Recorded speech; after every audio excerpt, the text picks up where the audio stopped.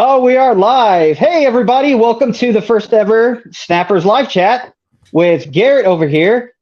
Today, well, one, this is going to be the first one we've ever hosted on this channel. So thank you for showing up.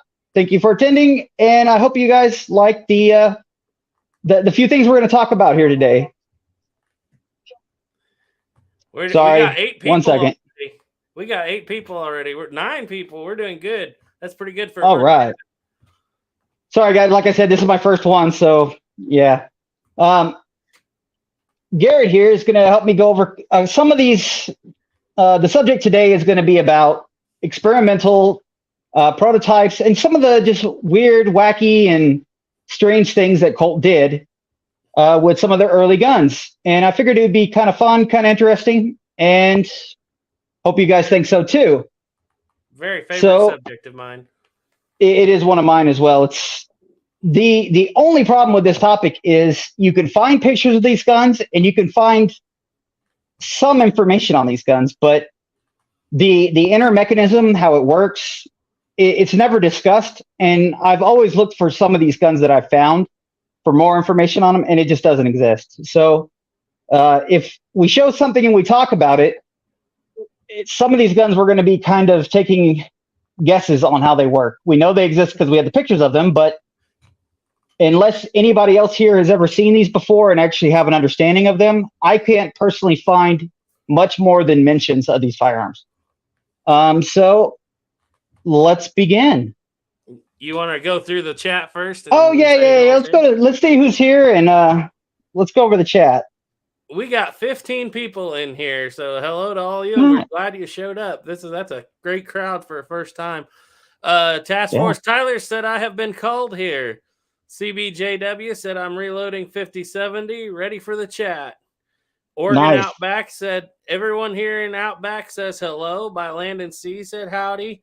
Stephen M. Mann, the mountain man, has entered the room. Been a wet, rainy day in the Turkey Woods. Man, I wish it was a wet, rainy day in Kansas, Oklahoma. Me too. Oregon Outback said, looking forward to some strange and uniqueness tonight. Gunsmith 4570's in. He said, here at last. Hello, all. Hardy's here. He says, hello, you silly humans. Task Force asks, is this the real snapper? That's a good question. Perhaps we'll never know. AR Americans in here. Have you made him a moderator? No, but we need to. That would be a great idea. Run over there and click the 3 dots right next to his name on your YouTube side, and it'll let you make him a moderator. Yay. It's not allowing me. Oh, here we go. Got it. Now, like I said, I've never done this part of this. Regular managing moderator, just standard moderator? Standard moderator. Okay. Sorry, guys. Like I said, this is my first time. It's a little bit different. It's quite a bit different from being in this seat versus that seat. Hey, you like being on the left-hand side. Yeah. Louisiana Gray's in. He said, good evening, Bellows. I think he meant fellows, but that'll work. Stephen M. Mann said, tip of the hat to you, AR. Diane Houston's in. She said, tip of the hat. Stephen Mann said, tip of the hat to Diane. And that looks like everybody. And we are ready to go with 18 people in here. Oh, wow. Wow. And also, Diane, I saw those pictures of your 1860. Very, very nice gun. Congratulations on that one. Hopefully, you'll let us know when you shoot it. I was going to ask you, what's your opinion of the cylinder gap on that? Because she asked me that too. I thought it looked okay, maybe a little loose, but not worse than most I've seen. It's on the far loose. I've seen worse, but there are ways to tighten that up. It's not fun, but there are ways to tighten that up. If you want to get into that, if you need any help, just message me. I have an email address. You can email it. It's a channel email address. It's just snappersantiquefirearms@gmail.com. Just send me a message and I can talk to you about it. It's a little bit involved because you have to do a little bit of removing metal here and there. You're basically going to be shortening the frame just a tiny, tiny bit. That's the easiest way of doing it without having to add metal to anything with welding and expensive. And most of them are usually been shortened once or twice in the past. So it's common. It's normal. Not bad. It's not bad. It's not hard. It's just a little weird to do. But I think that where it's at though, you you would be safe to shoot it. Just be careful. I don't think it's unsafe yet, but it's not far from that though. It's not uncommon to see on an original 1860 Army. Like, no, you it's didn't not. get a bad deal on it just because it's like that. That's just common. Yeah, it's very common. It's actually more common to have a big cylinder gap than it is to find one without a big cylinder gap. It's just they're old; they've been shot their whole lives, so it's par for course. Yep, and that's the thing too. Make sure you take it completely apart and clean it, and do the preservation methods on it, because so many of these guns have never been apart ever. People are so scared to take them apart and clean them, and it's so sad when you find a beautiful gun on the outside and you open it up and it's full of rust. It's nothing worse than that to me. So do the maintenance. Do the maintenance. All right, you ready, Garrett? Go for it. All right, buddy. Pull up the. Let's do the Dragoon. That third model Dragoon, the experimental third model Dragoon. Okay, I believe we have it right here. That's it? All right. Yep, that is it. So we are looking at a locking. Let me try to word this correctly. It is an experimental locking mechanism on this third model Dragoon. It was never incorporated for mass production, just as an experiment. Now, I've seen a little bit of other information on this gun. If you look at the cylinder very closely, you'll see these little. They look like almost like TIG welded knots on the cylinder. Right there in the center, I'm seeing them. Okay, yeah. Yep. I believe those are the locking notches, but I'm not 100% sure because I can't find any real information on this. Another source that I've seen talks about that it might be a little bit like the Root revolver, where the gear is kind of part of how it locks, or like the 1877, where it has a bolt in the back that locks up against the front of the cylinder. Yeah. And not from the underneath. But the only, and that is one of the hardest things about doing this is we could talk about them, but a lot of this stuff we just don't know unless we have the gun in person, and nobody writes about a lot of these guns. I have this whole write-up, and all it talks about is they made it. That's basically it. They never really talk about too much of why. They give you the serial number, but I've looked up these serial numbers multiple times wanting more information on these guns. And like I said, today's more of a chat and discussion than scientific fact because we can't find it. Now, if anybody does know any more fact on these firearms, some of we know a little bit more than this, obviously, but if some of you guys know more about some of these guns, please chime in because it's kind of a big learning experience for all of us. I find these interesting, and I was hoping you guys would too. Yeah, so, I'm looking at this, and it's really weird because the only way to define this as a third model is the square back trigger or the rounded trigger guard. Right. Obviously, we have a third model hammer spring here, or not the V-type hammer spring. And so I'm looking at this lip along the bottom of the frame where the water table is. What do you think that's for? That's just kind of crazy. I don't know. That looks like a black powder fouling catching nightmare. You would think, yeah, I bet you that could be what it is. You know what? It might be too. If you look at the back of the frame. Yeah, no notches, no stop notches, obviously on this one. Right. If you look at this area, if you look at the right behind your hammer, your cocking hammer in the spring, you'll see the little arm sticking out. I'm wondering if that bottom mechanism rises a little bit and then touches the cylinder. Oh, I see that. A second spring underneath the, okay. Yeah. That was another thing. I'm wondering if that little table kind of rises and cradles the cylinder. I bet it does. It does not look like it's attached to the back part of the frame. It doesn't. Here. No, it doesn't. And that bottom water table doesn't either. I mean, it looks like it would move. What good could this possibly serve? I saw it interesting, man. I have no idea. I was like, okay, that's different. I've never seen this before. So what does it do? How does it work? Look how tight the cylinder gap is. Oh, yeah. It's like this gun has not been fired. Like no, I guarantee. At all. If it has, I guarantee you had to work this gun by hand a lot because it would foul up so fast. There is no cylinder gap there. It's quite amazing. You want me to go to the comments here while people are looking at this fresh in their mind? Okay, so we're going to go back up here, and we'll get to that question you have there, Hardy, in just a second. Uh, Louisiana Gray that said that is some strange looking cylinder stops on a Dragoon. Yes, sir. And Stephen M. Mann, he's talking about he said like 7150 Winchester. Yeah, rare. Louisiana Gray said, you got to wonder what that is, that extra lever beside the hammer down low. Yeah, that's what we were just Yeah, that's what we were talking about over by the spring. And you can see it has an extra spring there too. Yeah. And by Landon C said, is it a weird picture or is the barrel bent? I think it's the fold of the page. I think it's the fold of the page. You got to realize these are pictures I took from a book I'm looking at here and had them uploaded. I did my best here. Sorry. AR American said, I come to you guys to find information, but if you want, I will make some crazy stuff up. LOL. Sure, that's kind of what we're doing today. So Louisiana Gray said it looks like it might slide. It slides back and forth. Ooh, that could be. What? You know what? No. That could be maybe. What if that is some kind of developmental shield for a stock? Wouldn't that be crazy? Not that it is, but supposing that they covered it up and it was like meant to when it's, I don't know. Like maybe when it's, I don't know. Maybe not, but maybe it's like, maybe he's right. Maybe it's a lower shield for your forward wrist. Something they were trying to develop or something. This kind of stuff right here really makes it so, hey, by the way, I'm a free man. If Colts or anybody who has these guns or records in their library, I will happily be locked down there for 10, 15 years. All I just need to do is allow to take videos and play with this stuff. He said it looks like it slides back and forth for the cylinder lock.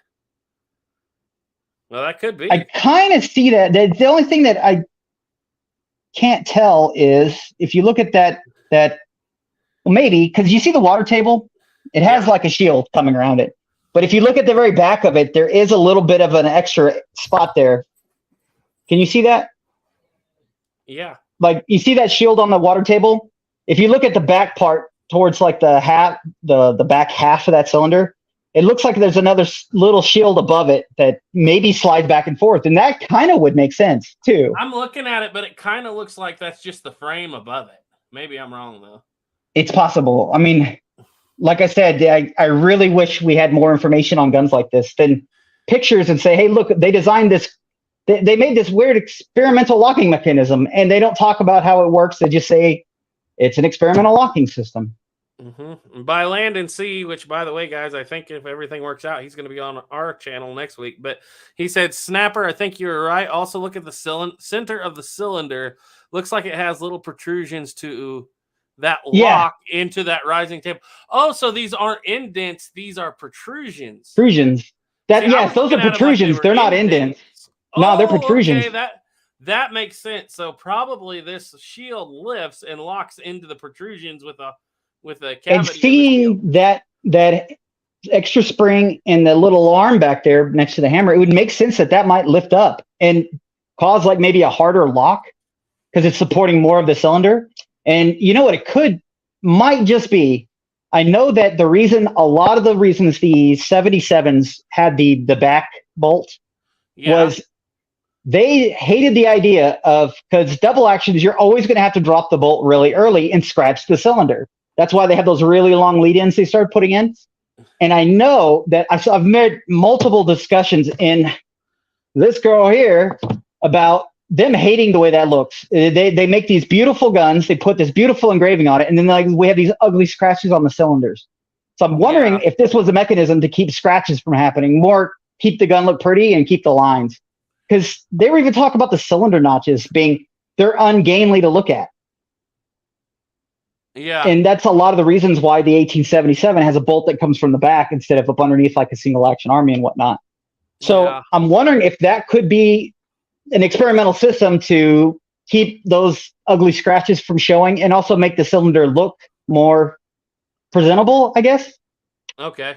Hey, Snapper, I'm going to do something right here. Sorry, guys. We're still figuring this out. I'm going to bring in my old opening, but I'm not going to play it. It'll play for a second. And then I'll freeze it, and that'll put us to the side. So okay. Sure. Let me bring in our old opening right quick. I can bring in about anything actually here. Where's opening? There it is. Okay, so I'm gonna run that. We're not actually running that. But there, see, now we're kind of now to the we'll be side off to now, one side.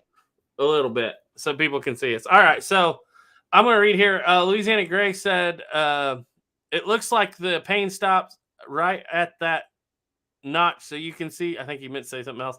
Almost see it in the picture in the notch of the cylinder. Hardy wants to know, what are the chances these Colts are actually counterfeit? That might explain some of the oddities. That doesn't look counterfeit to me. No, these guns are part of the Colt collection. These weren't guns that were found. These are guns that are actually have never been released from Colt. They're still in their archives, or they're in the museum now. And R.L. Wilson didn't even get them.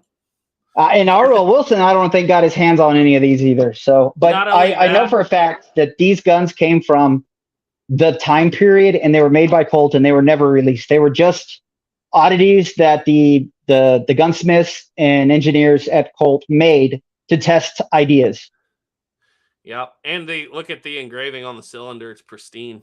Oh yeah, it's pristine. These guns, some of these guns, most likely were never shot. They were just, let's test an idea to see if it's even feasible, and then they'll realize, hey, it's not feasible, so these guns were never shot.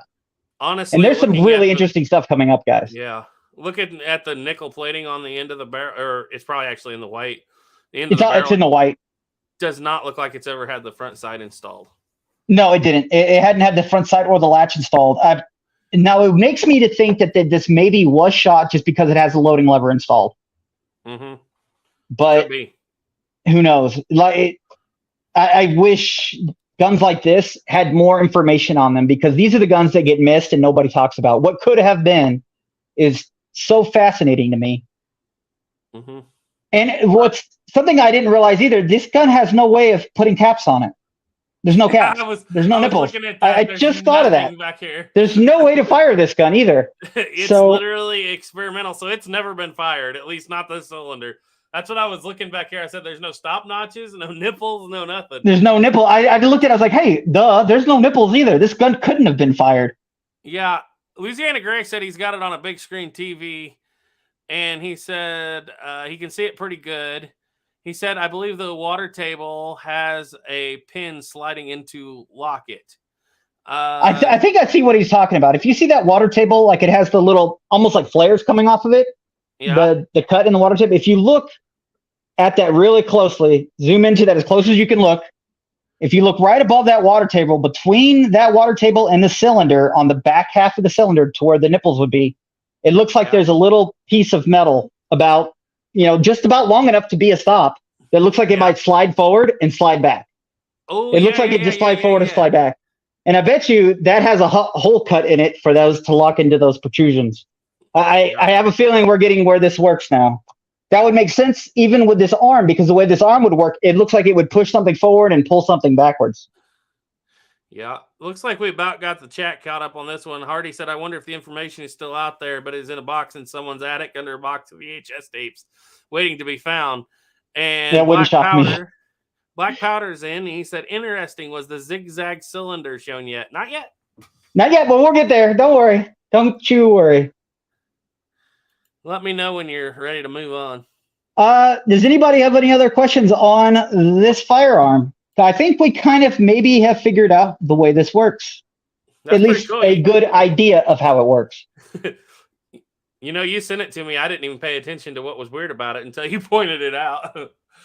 Oh, there's some really strange things out there. And unfortunately, I think there was some more, but I could not find some of the other books I have with some even stranger guns. Soylent Green's in, and he said, now that's a funky looking hammer. I didn't even notice the hammer being, but you're right. He's looking at that arm on the bottom like everybody else is. Oh, yeah. Now, I don't think that's attached to the hammer itself. I think it's attached to next to the hammer, like right next to it. Yeah. I wish I could have gotten you guys a better photo or a way to make it bigger. Now somebody with some machining know-how needs to make a replica. Make a replica? There you go. I think that would be a lot of fun to do. That was actually kind of figure out exactly how it works. This is one of those things where you beg and plead, like you become the homeless guy in front of Colt with a sign. Just let me look at this gun so I can put down all the measurements. Yeah. just to make a replica of it. I mean, don't get me wrong, that would be like the coolest thing in the world if somebody just made replicas of the really strange guns. So is everybody ready to go to the next one? So I think we probably have this one at least somewhat, maybe an idea at least. Yeah, it looks like everybody's pretty well done with that. All right, pull up any of the next ones, Garrett. We'll just go to the next one. All right, well, since we were talking about zigzags, let's look at the zigzag. Yeah, let's get to the zigzag route here. Now this one's not all that unique and uncommon, but it is exciting to look at. It is very exciting to look at. I want to say that maybe Ian McCollum did a video on this. He did. Gun. It is fascinating because the top of the frame itself is attached to. There's a slide that slides backwards and forwards on the top of the frame, and it's attached to the hammer, and that's what causes the cylinder to turn and lock up. And when you fire, it just shoots it forward really fast, and then starts the motion over again. Yeah, it's quite fantastic. I would love to see somebody make a zigzag pattern. Anything as a replica today. The only other gun that I know that's a zigzag is that of Webley. That I know off the hand, like right off the bat. Just to kind of piggyback on that, the way this works is this deal slides up here and it moves back and forth in the zigzags and turns the cylinder so you don't have to have a hand, which actually, this doesn't have a picture of the other side of the revolver. Yeah, unfortunately. Actually have one back over there, but I don't know if we want to mess with it on live stream. But the funny thing is, we call this the root revolvers, but the only thing that pertains to root here is the loading lever and the ratcheting cylinder, the zigzags on the cylinder. Those are the only two patents he actually held on this revolver. Funny thing is, he patented this loading lever, I think, in January of 1855, and he just flat out gave this patent to Colt. However, it was either June or July of 1855 before he patented this zigzag cylinder system, and he actually sold that patent to Colt. So I don't know what was going on there, but Colt actually paid for the zigzags and got the loading lever for free. For free? I wonder if it was kind of a... well, we know Root and him had a pretty good relationship for what we could tell. I wonder if it was one of those things that he knew the loading lever had a lot more merit than the zigzag, like them actually wanting to use the loading lever. And so as kind of a friendship hookup thing of, hey, if you just buy one of them, you'll get one for free kind of thing later on, maybe. Could be, or maybe he just knew that the zigzag was never going to take off because he knew it was no good or something. I don't know. It looks like a really good idea, but I can see a lot of problems that could happen. Especially on like military, there's no way that would ever be accepted through a military trial the way this gun works. The other one, maybe, but you get any dirt, grit, anything in there, it's not gonna, or that top slide gets jammed up a little bit, it's not gonna want to run. The thing that is so beautiful about this gun in and of itself is it has nothing inside the back of the frame here. No hand, no nothing. That's all on the outside behind the hammer on the regular 55. Very, very simple gun. Well, it's actually got a lot of small parts in there, but they're all on the outside. So that makes the gun smaller. My thinking is this system, if I was to hold it in my hand, probably is able to make the frame even smaller. I agree. Because you don't have that knob sticking out the back. You don't have all that crazy ratcheting thing coming up behind the... Because, I mean, this gun, the production gun itself is just a crazy...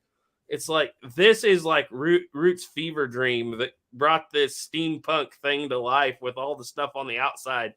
And the whole idea was, let's get that frame as thin as we can by putting the mechanism on the outside to make it actually fit in a pocket. Whereas the 49, as you know, wasn't very friendly. The 49 pocket is, you gotta have some decent sized pockets for that to be a pocket pistol. Small, but it's not really small. Now, if you look at some of the old Pattersons, the really small pocket Pattersons, those things are tiny. Like they'll fit in your palm of your hand. Now, I'm wondering, I've never held a Root revolver. I've seen them in person, but not. I haven't looked at them very, very, very close. I know that they're smaller, but not crazy small. Firearm, so I don't feel bad grabbing it here. I'm not going to airsoft, but I will bring this up. So just so you guys get an idea, let me remove this, and then we'll go to your comments, I guess, if Snapper's ready. But yeah, I'm gonna remove this right quick. So I'm gonna full screen me. You mean me? Screening me. Okay, so this is the root revolver that got produced. And that's the backside of what we were just looking at. As you can see, though, we have all this spring attachment and everything. And the hand and everything is actually right inside here, but it grabs these notches on the cylinder pin back here. See, nothing's on the front in the inside. It's all literally on the back. And it's actually got a spring-loaded pin, just like a single-action Army would later on. And you put that on half-cock, and if you look really close, you can see the zigzags right there where everything is working here in the back. And that's all just to make the frame smaller. So I just think that zigzag frame just might be even smaller, but obviously it didn't work or they would have stuck with it. I'm curious how well it would have worked just because of fouling, but I mean, I don't see a reason why it wouldn't have worked. It might have just fouled out quickly. Yeah, sorry guys. Like I said, this is our first time, so please forgive us. Yeah. Even though we do this on his show all the time, it's a little bit different when you swap positions. It's not as you think it would be, but it's a little bit different. It's my fault. It's my fault, but it's not. No, it's okay. Well, we got that through. What else? Pull up another one. Let's see what else we got in the lineup. All right. We didn't read the comments on it. Oh yeah, let's read the comments on it. Let's go back to. Let me go back and drop back up here. All right, there's that comments. All right, so Josiah Jones said caliber. I believe this gun. Give me a second, I can look it up. I think it was mentioned, but I'm not sure. I think it's the same caliber as yours. Yeah, 28 or 31. I think it was a 28 or 31. I want to say it was 28.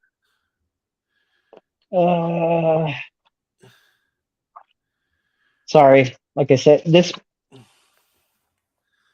could have had this lined out already. Hardy says, I wonder what the chances are of Colt handing Snapper the keys to the archive and saying, measure whatever you want. Merry Christmas. Zero, absolutely zero. Because you know why? People like freaking they let R.L. Wilson.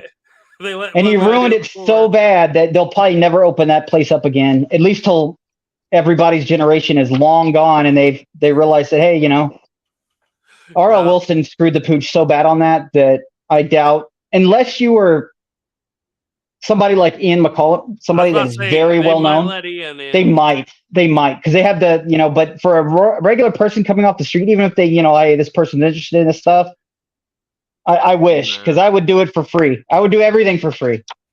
I'd even buy everybody dinner. We've actually been discussing that because not very many people have been allowed into the Springfield archives.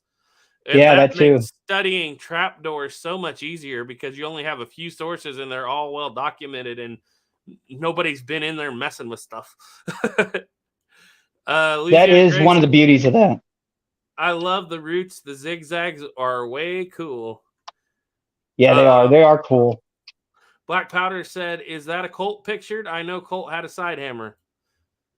That is definitely a Colt. Yes, that is a model of 1855 new pocket model, otherwise called the root revolver. And this was a prototype, an early prototype of that gun when he had the zigzag on the outside instead of the inside. Mm-hmm.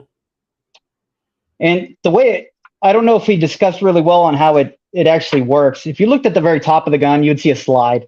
And all that slide would have is a pin sticking directly down into the cylinder. And it was connected to that hammer. So when you cocked that hammer back, that slide would ride in those zigzags in the cylinder, causing it to turn, causing it to lock up, causing it to do everything. And it really simplifies the gun quite a bit. Here we go. Finally, I found it. Let's see.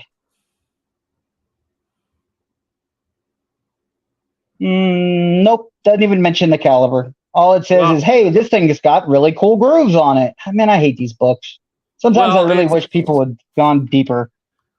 Outside of the frame being brass, which is different than any of the other ones. Yeah. This frame should only be able to handle 28 and 31, and they did not make one smaller than 28. And no Colt never did. So this is either 28 or 31, and it kind of looks like 28 to me. I'm going to go with 28 personally, just because why would you make it bigger if the whole idea of all this was to make it small? Yeah. Hardy said he may be wrong, but he feels like the zigzag would foul up pretty bad. I don't. That's my first assumption, but I don't know. I don't know. Not only that is a lot of metal to metal friction contact, and I feel like it would wear out pretty fast with all that movement. Yeah, and you know how oily that thing would have to be to keep it from wearing itself out. Yeah, it's a really cool thing, though. Yeah, that Stephen M said loading lever has gear cogs on it. It looks like, yeah, that's actually what all of the 1860 Army, 61 Navy, 62 Pocket Boys, that's what they look like without the shield. Mm-hmm. And so, yeah, that's what it is. That's the first patent. That's the first patent of that loading lever right there on that little gun. Mm-hmm, that would go on to be used on all of Colt's revolvers from there forward, except the 62 Pocket Navy. Yep. As far, am I right? Yeah. Yeah, that's definitely correct. All right. I think that was the last gun to use the 51 style too. Yeah. Like ever, without going to that. Soylent Green says, I was just about to comment on Webley Fosbury. Also reminds me of a coffer revolver. Yeah. I see the Webley Fosbury. Coffer. I don't think I know that one. Black Powder said that loading lever looks like a possible binding problem. No, because literally that's the same loading lever as is on every 1860 Army. It just does not have the shield that you see on the 1860 Army down here to keep stuff from getting in it. But yeah, I can see what you're saying. I guess if you got a piece of wood or something in there with it open like that. I think that's probably why they made the shield exactly the way it did to keep that from happening. But yeah, that's if you have an 1860 Army, that is the exact same loading lever. That design came from this little guy. All I can say is he had to have that because it does give you a lot of mechanical advantage. And if you've ever shot one of those, you know how short that loading lever is. It is a nightmare to use. So I would hate to try to do it with a, because I mean, this is smaller than 49 Pocket model considerably. So yeah, I would hate to even have to try to. That Pocket Navy in mine, it's not that bad, but if you had harder lead, it would be impossible with that 51 Navy style. Much better with the elder. That ratcheting style. Yep. By Landon C said it's something like this reminds me that Root's expertise was building and designing machinery. Absolutely. Root was an amazing person. We were actually talking about that once of if I had a time machine, who would I want to meet more, Sam Colt or Root? I want to meet Sam Colt more just because of who he was, but close second would be Root. That man was a genius when it comes to everything. The Lincoln Miller machine and his improvements that he patented on it were insane. Our lives today would be different if he didn't exist. 100%. You go meet Colt, I'll go meet Root, and then we can exchange notes. We can compare notes. There we go.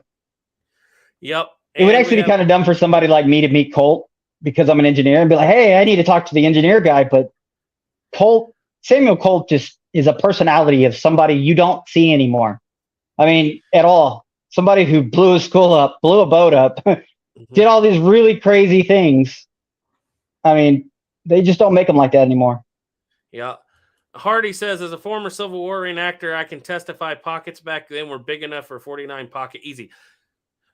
You go ahead, and then I'll tell you what I think. No, I said, okay. I don't have that much information on that kind of stuff, personally. Okay.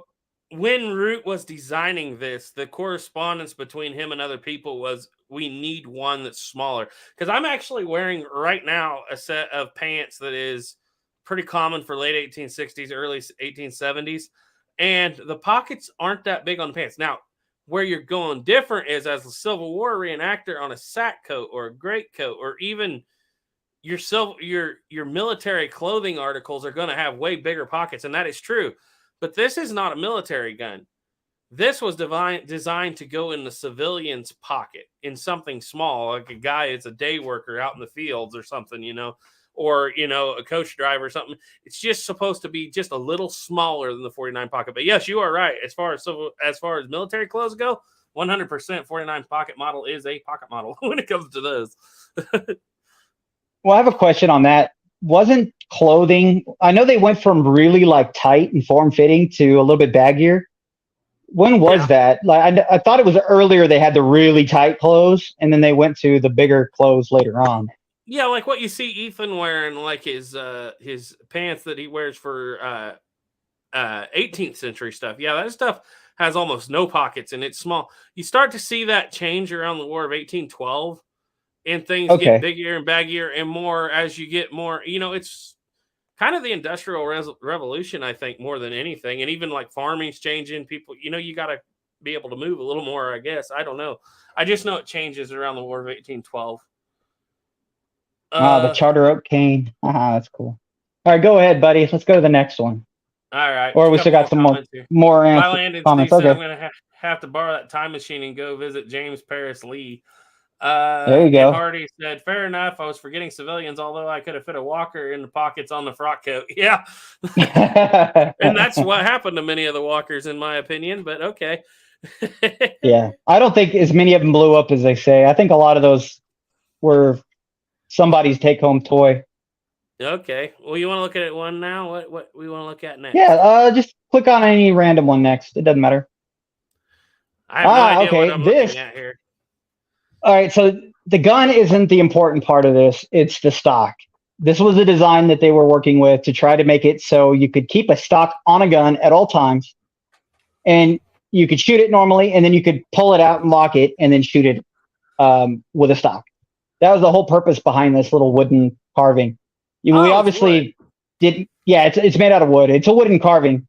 That's how they did a lot of prototyping back then. Before they would see if this is even feasible for stuff like this, and they'd make it out of wood. And if it wasn't too feasible, then obviously it would never make it out of wood. Okay. And into metal.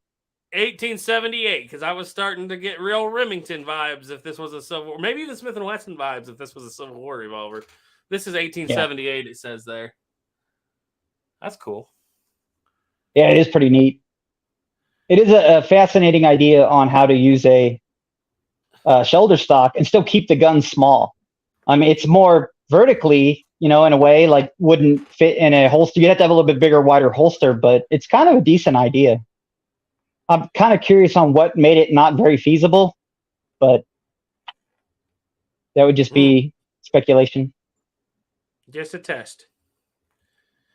Oregon Outback said, uh-oh, the ATF would not approve of this one. Oh, no. Not today. Back in the good old days of freedom. Okay, so I'm seeing it's got a pin that's obviously spring-loaded or something here. Yes. And it slides back down and then locks in the front, and you have a shoulder stock. Yep. It's like I think it's two-position, fully out or fully in. Yep. Hardy said, I could see that working as a carbine, like a different version of a takedown for travel. And Gunsmith 4570 said ATF would make that an NFA item. And it's wooden. And it's wooden, yeah. Oh, don't get us on that. Yeah, everybody knows what happened yesterday. Jesus. Yeah. First person to go to jail for a picture.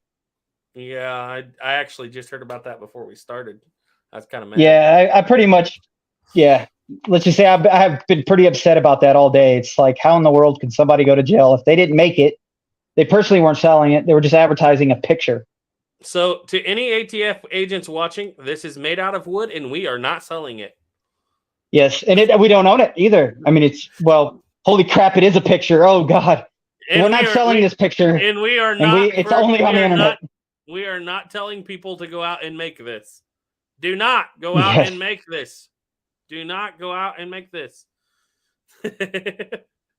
No, you want to? I just can't imagine the craziness of all. Yes, next, so we don't all end up in jail for just looking at it. You never know these days. It's crazy. These days, yeah. I mean, yeah. All right, this one's sideways. Okay, turned around. Unfortunately, couldn't turn that one the other direction. Sorry on this one, guys. But this is a very important gun. You're looking at the prototype for the very first bored-through cylinder used on a Colt. Mm-hmm. That is I think it says 1860 Army on the picture, but it looks to me like a 61 Navy. Yeah, I it doesn't can't have a cut in the 100% tell, water especially with table. it sideways. But this And gun is so special. It's all in white, and it was made before the patent was even. I believe I don't know if it's listed there, but it was made in like the 1860s, and they just they knew the patent was going to run out eventually. So it's like, hey, let's try to see how this works. Let's make our own and see how it goes. And that is number one. That is serial number one of the very first cartridge guns of Colt. yeah, just a sec. I might be able to turn it here if I find it. That's not it. That's not it. I might have an idea here. Ooh, I like that one. That's not it. But I think that's funny because it might very well be an 1860 Army, because if you look closely at the cylinder, that cylinder is proprietary. I look at the cylinder Yeah. stop notches in it. Maybe they decided to just go ahead and build the frame out like a 73 single action Army. That's possible. There it is. All right, let me try one thing here. If you keep going that direction, I'll see if I can find the picture in the book. And then I can at least hold it up straight if you put it on my image when I find it. I should have book noted these, but I didn't. Sorry. Yeah, it seems to be working. All right, saving a copy. Let's go to desktop. Oh, you got it? Save. Yeah, I had to do it outside of the program. Let me add an overlay. And go here. And go here. And go here. Ha-ha! We figured it out. There we go. All right, now I can look at the thing. You know, it's got the ring on it where it should be a belted up 1860, but it's not. But obviously nothing here is 1860 on the cylinder. There's no lead ins. Right. There's no lead ins, there's no ends, there's nothing. And there's no cylinder scene whatsoever. This is well, you could tell by the length of the barrel, I guess, but and look at the grip. It looks like the longer grip of the 1860. Yeah, it does. I think this is an 1860 with the water table. The whole gun is made like the 72 open top. Yes. Yes. It doesn't have a conversion backing plate, nothing. It was made to be what it is. So yes, I would say that's more an 1860/72 open top. Yeah. Louisiana Gray said it looks like it has it doesn't seem to have a cutout in the water table, making me think it's 61. And he said it looks like a gap between the chambers looks like 36. It kind of does, but to me, there should not be this ring where you can see that the back of the cylinder does not look like a 51 Navy or 61 Navy at all. It's not rounded. It's the same size. It's bigger.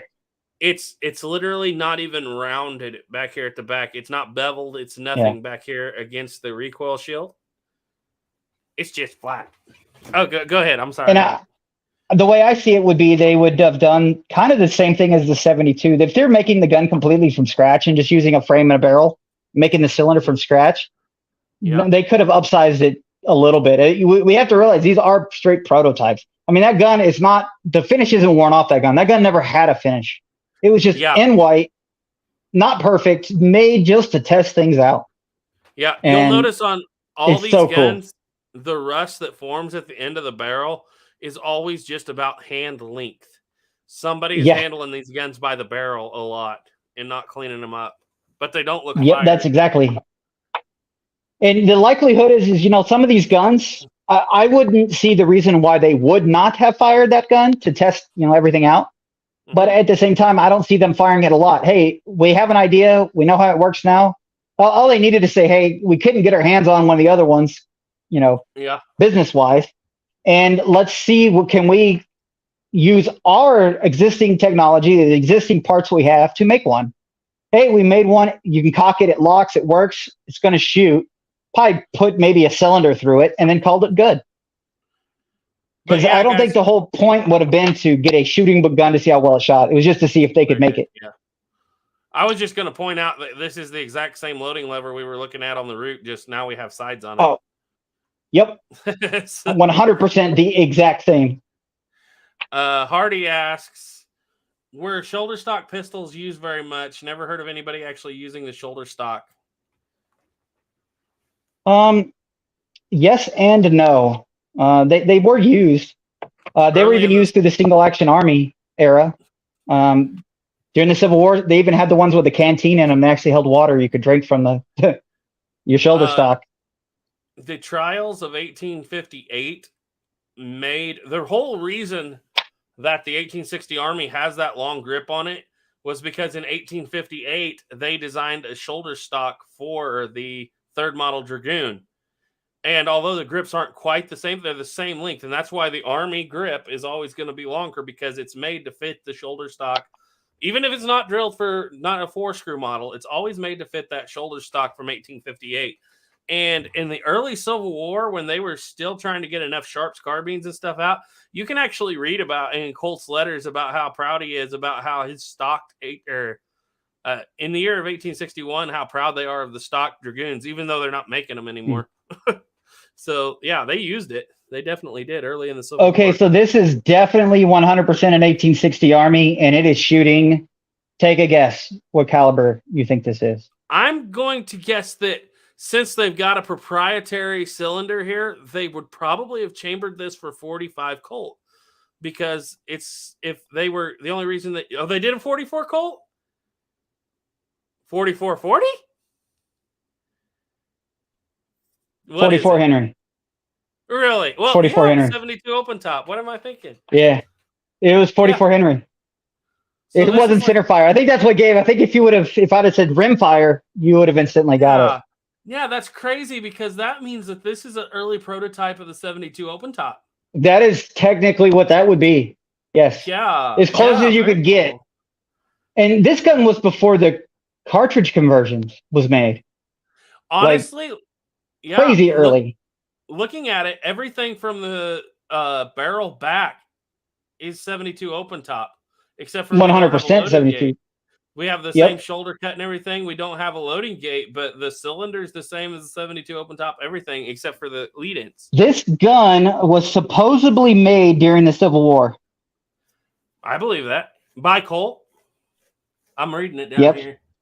Oh, this was an attempt to understand Smith & Wesson's key patent relating to metallic cartridge. Colt's manufactured this 1860 Army with breech loading board through cylinder. Yep. So it was made. The idea for this gun came to be made in 63, I believe, but it wasn't actually made till 68. So this is Root's ideas here. 100%, yes. Okay, so this is made at the same time that Thur is starting to really work on making the Thur conversions. Yes, so the time this gun, the even idea to make this gun came up, Colt was already dead.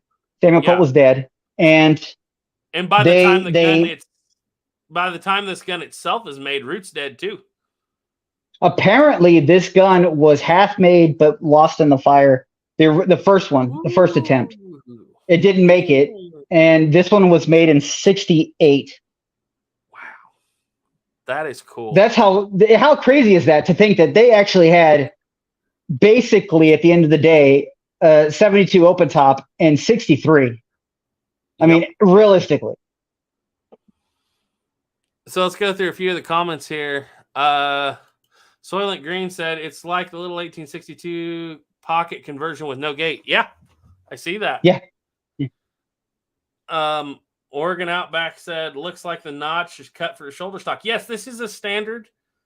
Actually, this is a standard. It looks like a standard 3-screw 1860 Army frame. The 1860 Army. Yeah, that's a standard 1860 Army frame. But they've cut the water table flush all the way along. Mm-hmm. Because they made a brand new cylinder for that 44 Henry. And they've just ground out the recoil shield for a loading port. Yep. I mean, if you look at it, it's a full length size frame. It wasn't even cut backwards like you would say on a conversion. Uh-oh.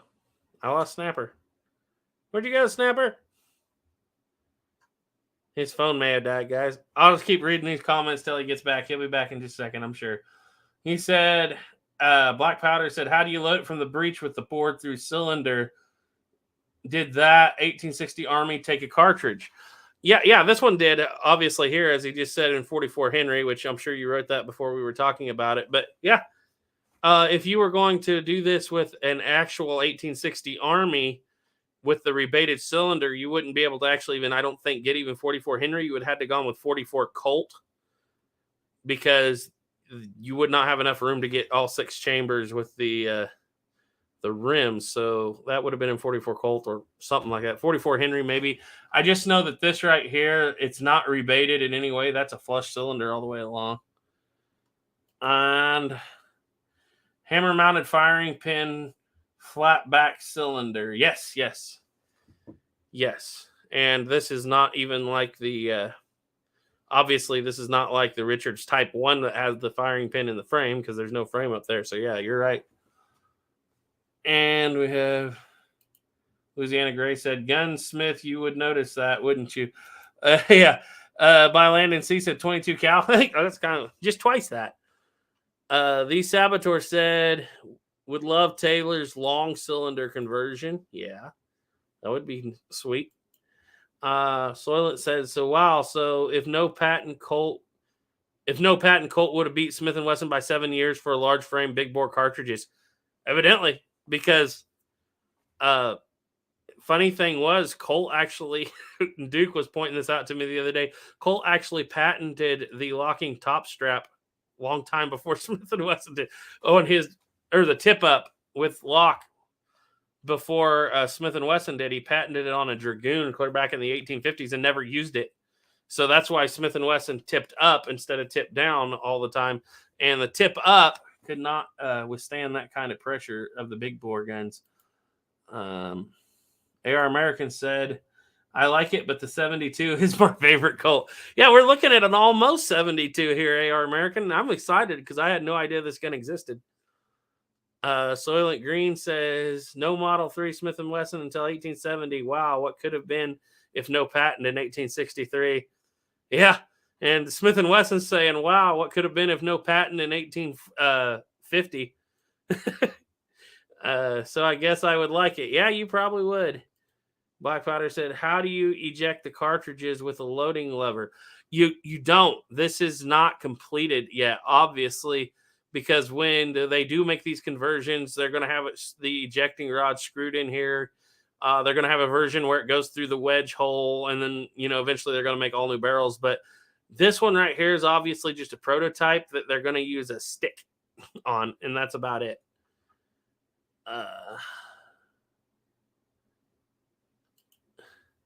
Yeah, the modern cartridge conversions of the 1860s with a rebated cylinder are made to shoot 5. Yeah, that's because they can't. If you want to shoot a modern cartridge like 45 Colt, there's not enough room in there. Unless there's some of them that shoot 6, like from the factory. But those conversions are actually made with a little bit bigger cylinders than the originals. And so even a little bit bigger frames. So they're not quite conversions. A lot of factory conversions nowadays aren't like originals very closely anyway. A Saboteur said, seen some Mexican conversions that look the same. Cool. Let me see here if Snapper's coming on, guys. See if we lost him for forever. Oh, there he is. We barely survived. We almost didn't make it. Sorry, guys.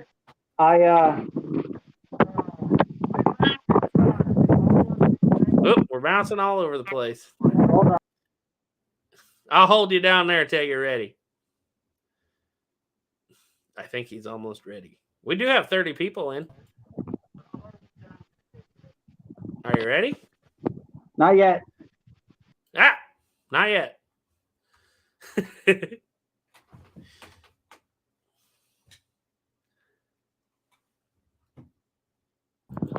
How about now? Hold on. Whoop. Bye. Okay, guys. So, you got any more comments on this particular revolver? Shout it out there. I'm not going to move on until Snapper comes back. There he is. Whoa. Oh, man. Sorry, guys. My other phone just said it didn't want to work today. Well, guess it just said no more. Guess okay. What? You're spinning around brought in 31 people, and we have an echo. Sorry, guys. Hello? Yeah, can you hear me? Yeah, but I have an echo. Can you guys hear that echo out in the chat? Let me know. Give me a second. Let me see if I can connect to my headphones. It could be my headphones. Sorry, I lost my other phones. I had to literally go to another phone. That was a good phone too. No, that's all right. I'll wait till you get back. All right, so what can we do here? Oregon Outback said it's a good thing we have a backup host. Yeah, I have a little bit of experience. Violent and C said this is funny. And Salvatore said yay. Black Powder said sounds good. Oh, no echo there. Okay, good. And Violent and C said, I'll shut him down one more time just for the sake of it. Louisiana Gray said he's not getting an echo. Hardy said echo was here, but it's gone now. All right, I'm going to bring you back. You ready, Snapper? Of course not. Of course not. I think we're back. Hold on. There's a ceiling fan.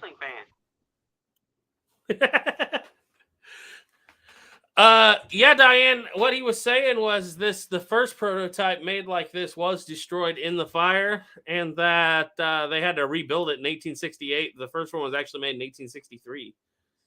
So, yeah, that was very interesting.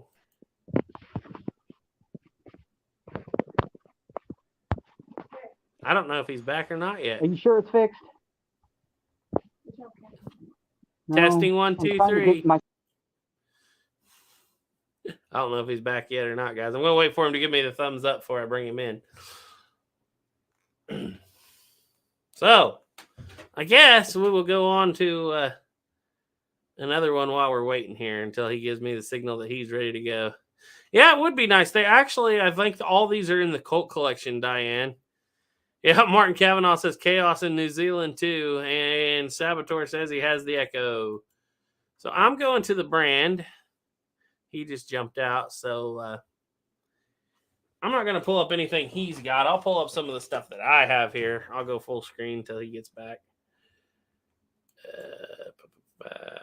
Remove and hide. Okay. So I have a few prototypes here. We'll wait till he gets back to look at his, but in the good old 1860 Army book, if I can find them. I wasn't quite ready yet. Let's see. Shoulder stocks. Probably further to the back. Bear with me, guys. Bear with us.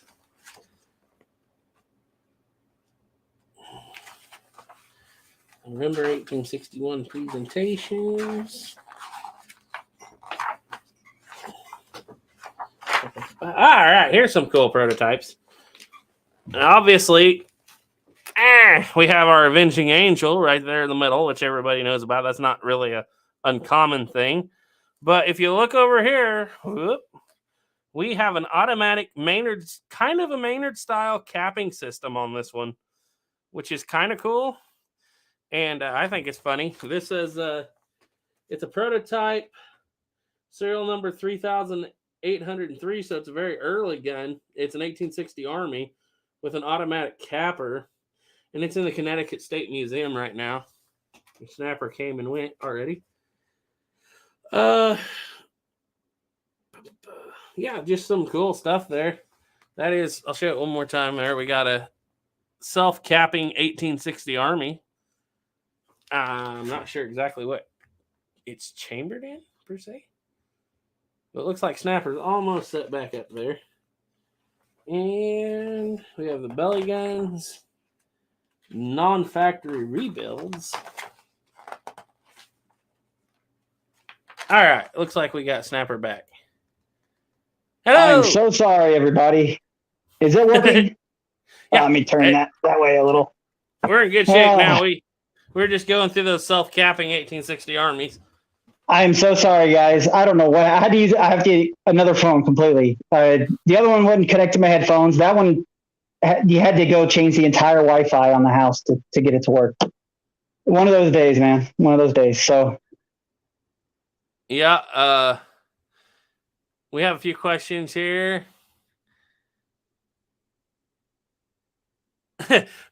Oregon Outback said I expected gun spinning, but camera spinning. Hardy said the moral of the story: invent a time machine, hang around the Colt factory with a bucket of water. Yeah. Okay. Steven said, "Is anybody here? Black Powder said, I'm sorry again, I guys. hope to get an original Colt strap Remington someday. And Louisiana Gray said, I'm here. And Louisiana Gray said, that was a miner with a fluted cylinder. Cool. And Hardy says, sounds good now. By Landon C says, yay, we're good. Hope we didn't wear you out. Yeah, I'm sorry again, guys. And Outback wants to know if this is a snapper clone. This is the snapper clone. The other one died. If we had to get him out of here. All right, so I'm going to pull up our music again. It's probably going to play for just a second. All right, music's up. Band is up. All right, are you ready to move on, or are we still talking about that one? I think you covered that one pretty good while I was, flailing out here in the darkness trying to get this thing to work. Yeah, okay, so we got that. All right, we're looking at something different here. I'm going to grab this one because it's straight. What are we looking at here? Let me guess. This looks like something from the Patterson factory. But I'm just guessing. Go ahead. You're just guessing now. Remember, we're all just guessing. This is I believe this was the shotgun version that was turned into a pistol. Ooh. I need to make sure on that. Just because I forgot I sent you that exact picture. It has the craziest looking loading lever on the side I've ever seen. Yeah, obviously, it is a neat loading lever, isn't it? You pull it sideways with mechanical advantage and it clicks in right. You don't pull down, you pull it sideways. So this was an original, a model 1839 revolving shotgun turned into a pistol. Now, how cool is that? Like, what cool caliber is it? It doesn't look that big. It's not. I don't think so. Give me a second. Let me see if it mentions it. It is.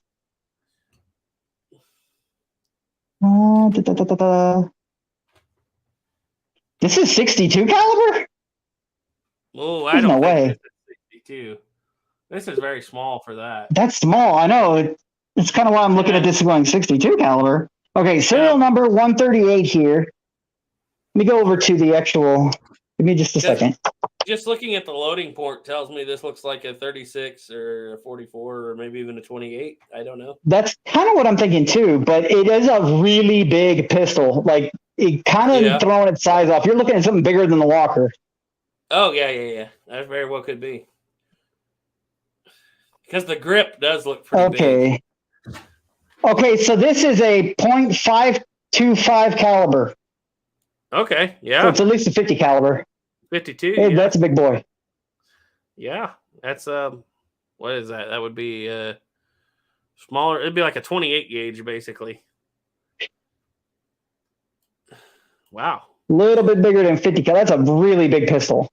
Yeah, it kind of reminds me of the those revolving carbine that people turned into pistols. That was pretty cool. I think this was like the Root Dragoon. Now, this was an actual gun that they were trying to push to actually make. It wasn't just, hey, we modified a shotgun to turn into this. They took the shotgun and turned it into this and made a really big pistol. And this was in 1839. I'm kind of shocked this never gets talked about because it was from the old factory. Yeah. But technically, if this would have been like good to go, this was bigger than the Walker. I'm looking at that loading lever thinking that is so cool because you can see how when you pull it out to the side, it pulls out, and that little bitty piece in the end there obviously pushes against those other two links. Yep, and gives you that mechanical advantage. Yeah. And if you look, there's a break in the middle of it. You ever seen those Pattersons with the loading levers? Mm-hmm. They're like a 3-piece lever. That's what that has on it. A very similar system. Yep. That is very cool. This would be a really, really fun gun to shoot. for a little bit, unless you really loaded it hot. Yeah. Okay. Oregon Outback said that is a wild looking something. Yeah, I mean, And it's technically a Colt. It was just from the Patterson factory before he went, before he lost, and they went under. So Colt's first company, that's what that came out of. the Patton Arms Company, otherwise known as the Old Gun Mill. Yep. Louisiana Gray said loves like a pattern, looks like a pattern cylinder and grip, and it's got a dovetail front sight. Ooh, I didn't even notice that. Oh, yeah, it does. It does. I didn't notice that either. And even the backside dovetail, so it's fully adjustable technically. Yeah, and obviously it's smooth bore like you were saying, but you could still shoot the solid Now, 52 caliber I projectile. don't know if they actually made this rifle. Give me just a second. I didn't think of that until you brought that up. Well, if you said it was a shotgun, so they used the shotgun and cut it down to make a pistol, but they made the pistol. Like, it's a different caliber than the shotgun itself. This is a .525 caliber. Oh, so it's like a shotgun frame. Yeah, they used the frame to make it. I probably should have said that better. I believe it. Shown to blah blah blah blah blah. It is rifled. It is rifled. Oh, cool. Oregon Outback said he wants one in 8 gauge, and Hardy wants one in 4 bore.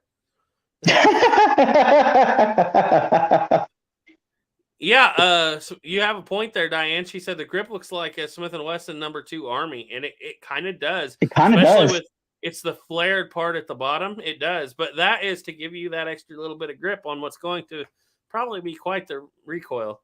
I would think so. It doesn't really give you the breakdown for the load of this gun, but I bet you this thing will hold at least 50 grains of powder. At least. By Landon C said 62. Now I really want one. I think you said 52 though, didn't you? This is 39. Caliber? 1839. No. It's 52 caliber, .52 caliber. Okay. .525 caliber. So it's a little bigger than it's a quarter inch over 50 caliber. No. 25 thou over 50 caliber, sorry. Yeah. So it's just a tiny bit bigger than a 50 caliber. It's basically, for all purposes, a 50 caliber. Samuel Price said, I think it's just the scale. Ian from Forgotten Weapons had something like this 1 year or two ago. Do we have that in the pictures you sent me? The revolving carbine, the one they turned into a pistol. Yeah. I don't know. Did I send that to you?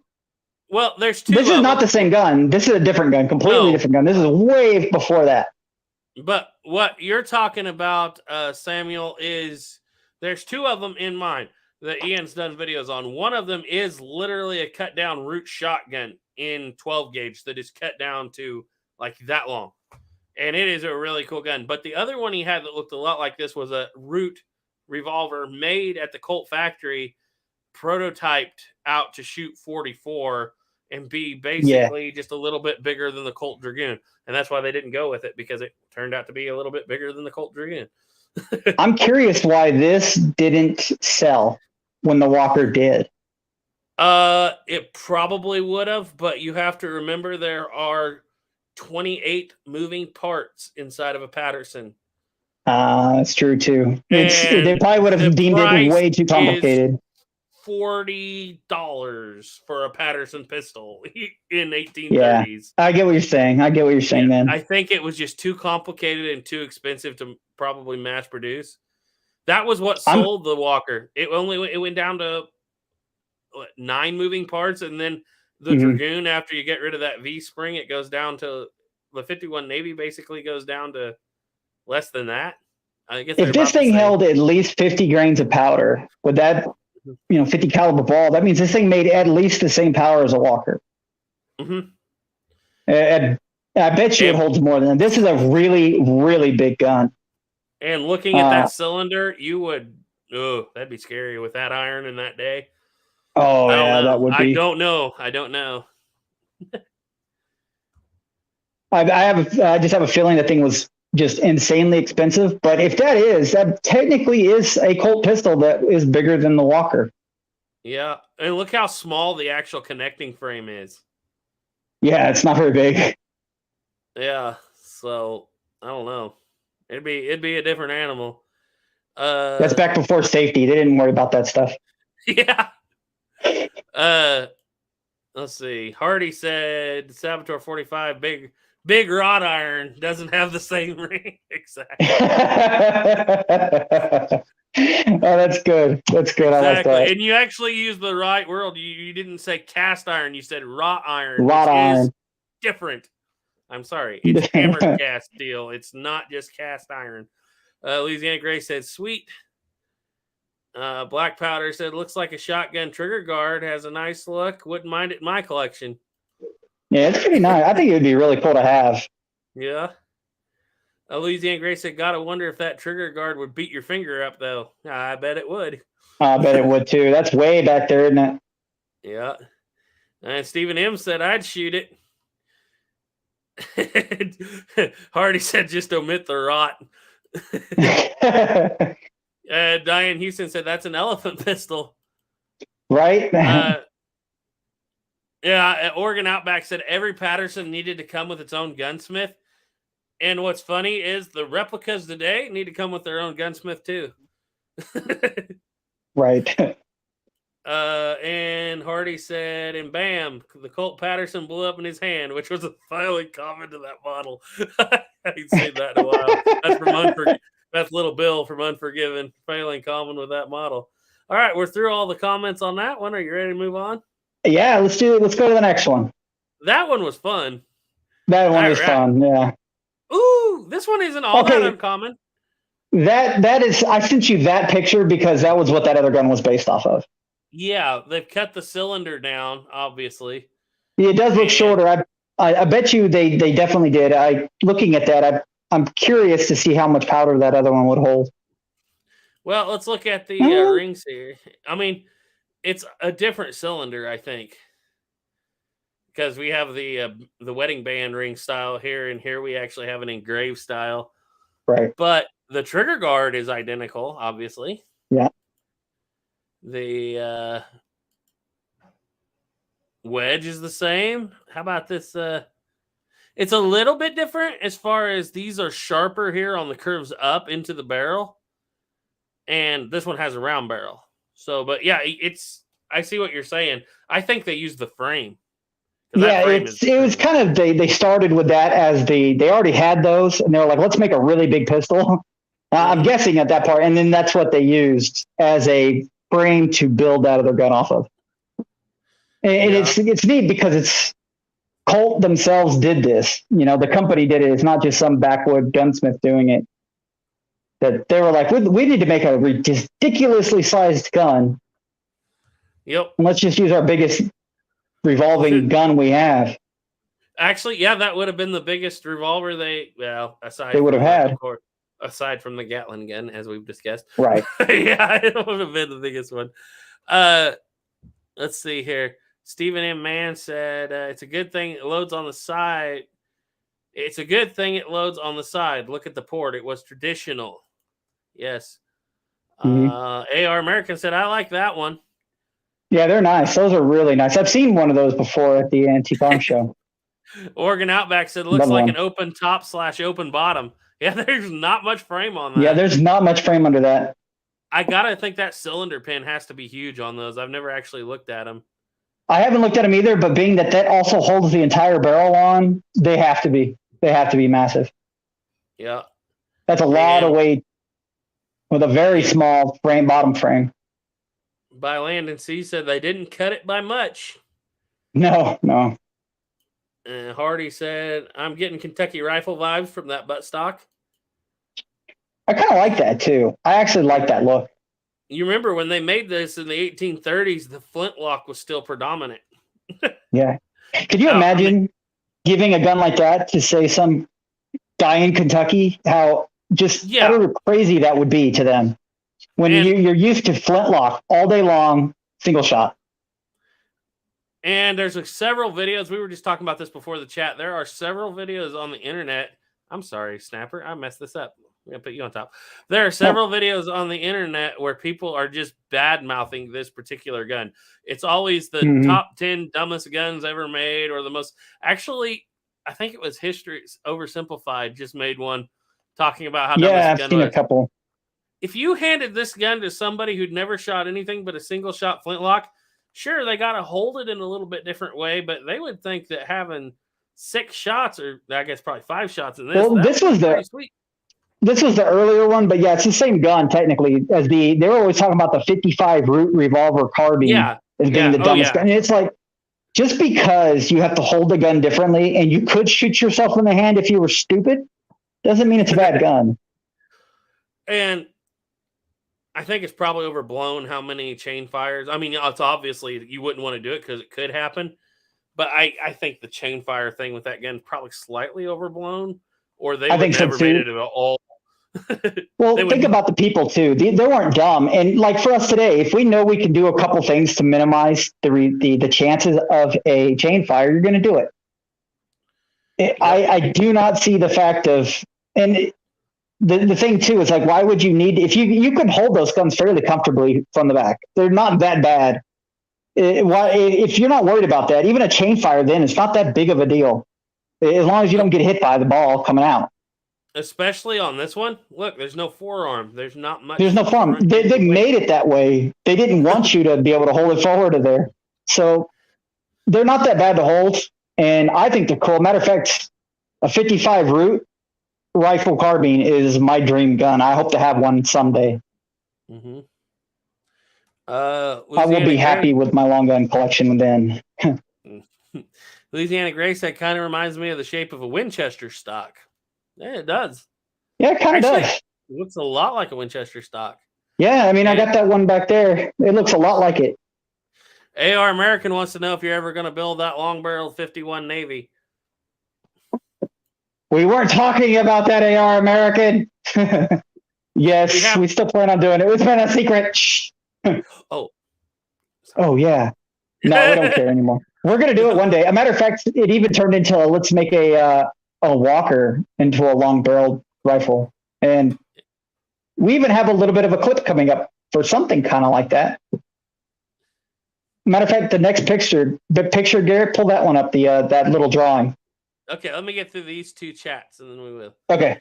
Louisiana Gray said, giant fires do exist without an extension opening allowing for the flame to come out. It does look tight, yeah. Yeah. And by Land and Sea said, I have to admit that I would be less worried about chain fires with revolving carbines. I would be worried about gas cutting, though. Yeah, I wouldn't put my hand out there. Yeah. At all. But like I said, I mean, when I said that, obviously I didn't mean people should put their hands out there. But, I mean, the chain fire I don't think the gun was that bad. If you're holding it correctly, the chain fire is no more dangerous than the chain fire on a revolver. Yep. Yeah. A couple here. I made one of them Winchester butt stocks with play and a large lever loop for my son's Daisy Red Ryder. Cool. Oh, nice. A gunsmith named Gary Barnes made a Walker carbine. Yeah, I think he's the guy that does the Thur conversions too. Oh, did he? Oh, that's been my thing. I've been wanting to do it for a long time now. Okay, so we're moving on here, and what was the next one you wanted me to bring up? Do the picture, just the drawing. It was the patent drawing. Yeah, the patent drawing. Okay, patent drawing. Because they were going to do that. They were actually going to make a Walker. That was actually a thing. They were going to do that, and I am saddened that they never did. Wow, I'm looking at the scale of the cylinder versus the wrist of the stock. Oh yeah, I love it, don't you? That's pretty gnarly. That's like a half-inch thick stock down there. That's scary. Oh yeah. I saw that and I was like, I need this so bad. Let's diagnose this just a little bit. What do we got here? Because obviously we got a mold, we have a tool, and we have a powder flask. Mm-hmm. The scale is not much better up here on the Dragoon grip. No. I think it's, it was a crude drawing as a representation of an idea of making this. I guess this is what you would call a blueprint drawing of 1840s. Yeah. I think they were probably better back then, but this was a simplified, hey, this is an idea, pass it up through the chain, and this exists. So they might have considered it. Heck, I didn't find any proof they made a prototype, but it wouldn't shock me if they didn't. Just a few not noticing things right off the bat here. We're going from round to completely octagonal, and we're doing away with the barrel lug. Interesting. Are we? Well, look at the octagonal. Oh, kind of, yeah. Yeah, they use an entire. It looks more like a 51 Navy style barrel, just with a really longer. Yeah. Cool. We got a lot of comments on this one already. Let me go over here and look. Oh, nice.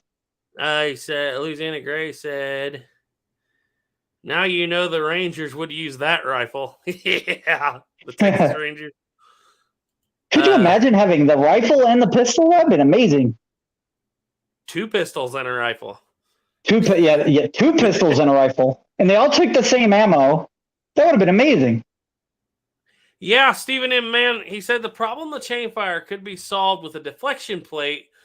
Okay, let's get back to that comment because that's going to lead into a whole nother picture in just a second. Indeed. Let's see. We will get right back to that, Stephen, man. But by Landon C said, I want one of those Walker carbines too. Me too. In fact, I want a few of them. Stephen M. Man said, I know where there is a Dragoon carbine. This is really? obviously a Walker, though. Yeah, this is a Walker. This was before. Well, no. Look at the end of the loading lever. This has a Dragoon style loading lever. Does it? Hold on. It does. It does. And the cylinder. Oh, that is a Dragoon style cylinder too. The gap is smaller. And the wedge is coming through the Dragoon side. Yep. Whereas on that the is Walker, a Dragoon. it would go the other way, right? Yes, you're right. It would be opposite. No, the Walker came from the other side. Yeah. The Walker was backwards. So let me make sure we got that right. On the Dragoon, it should come from the left to the right, and the Walker should come from the right to the left. So, looking on that side, it should be.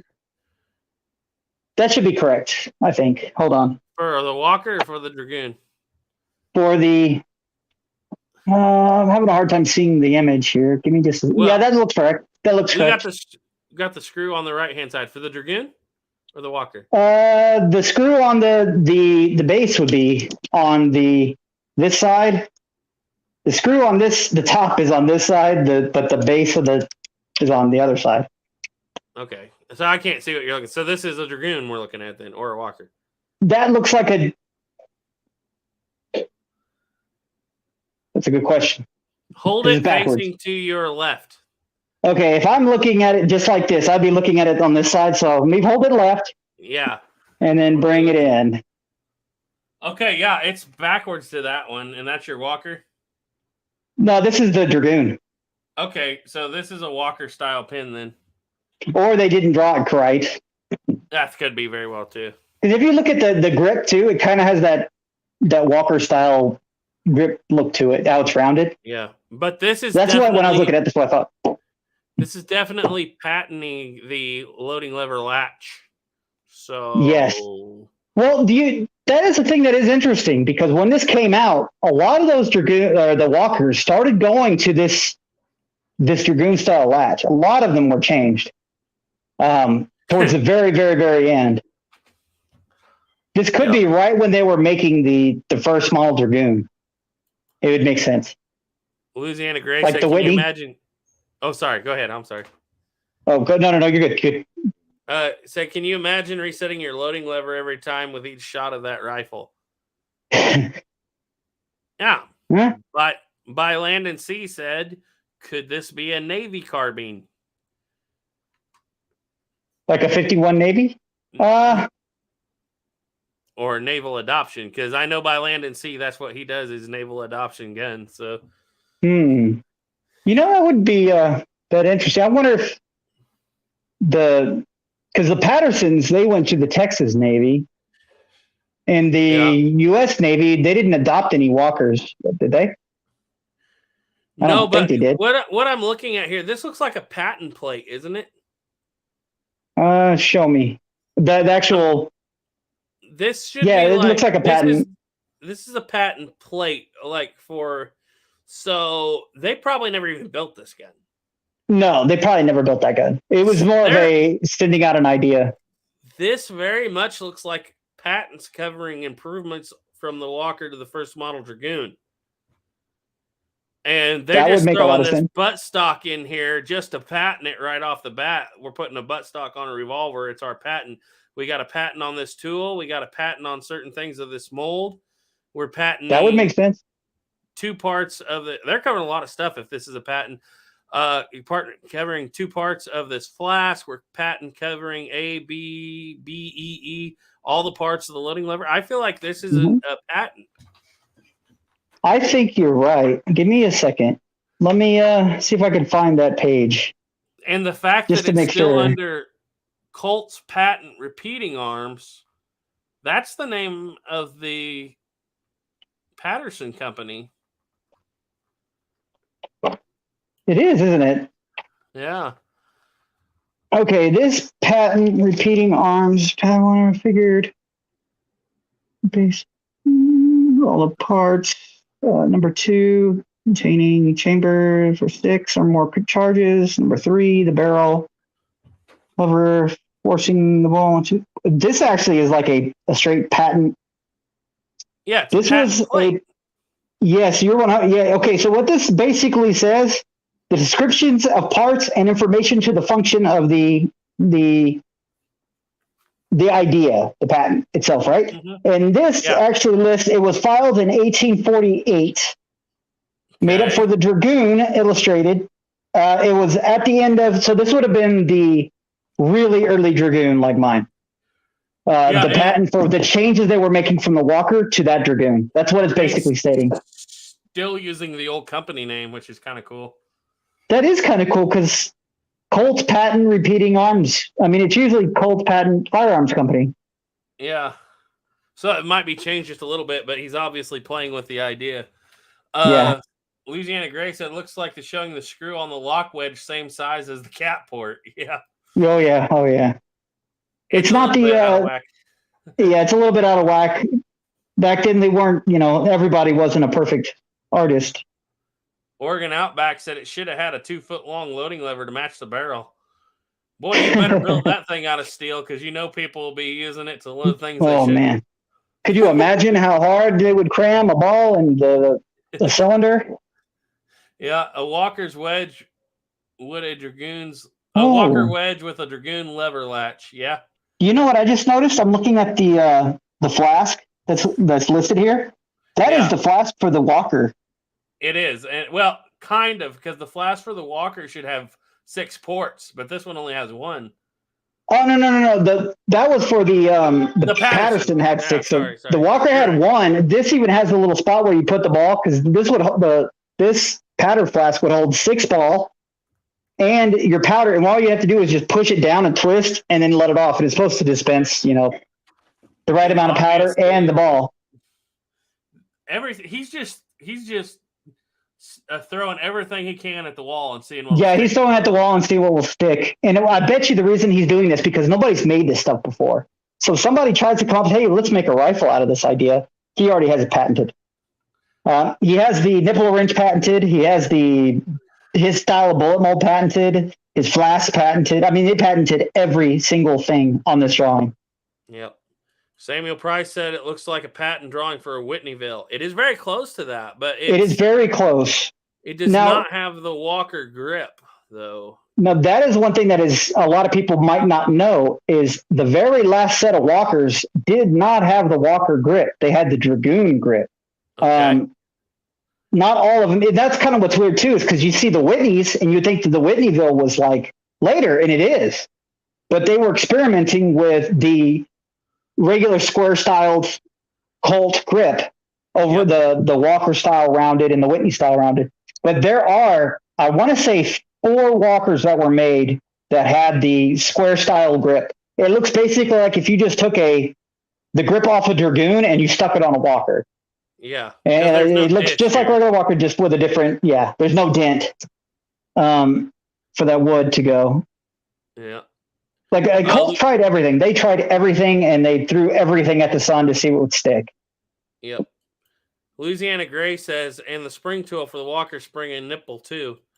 But that is because they would keep that V Walker spring all the way through the second model, about halfway through. Yeah, about halfway through production of the second model. Like this gun originally had the V spring. It doesn't have it anymore. It was actually there was an update that Colt did where these guns were sent back and you could have a flat spring put in it. But all the accoutrements on the inside are still kind of there, where you can see where it would attach and everything. Yeah. But yeah, that V spring. That's why that wrench is in that mix, because at that time they still would have had the V spring. Yeah.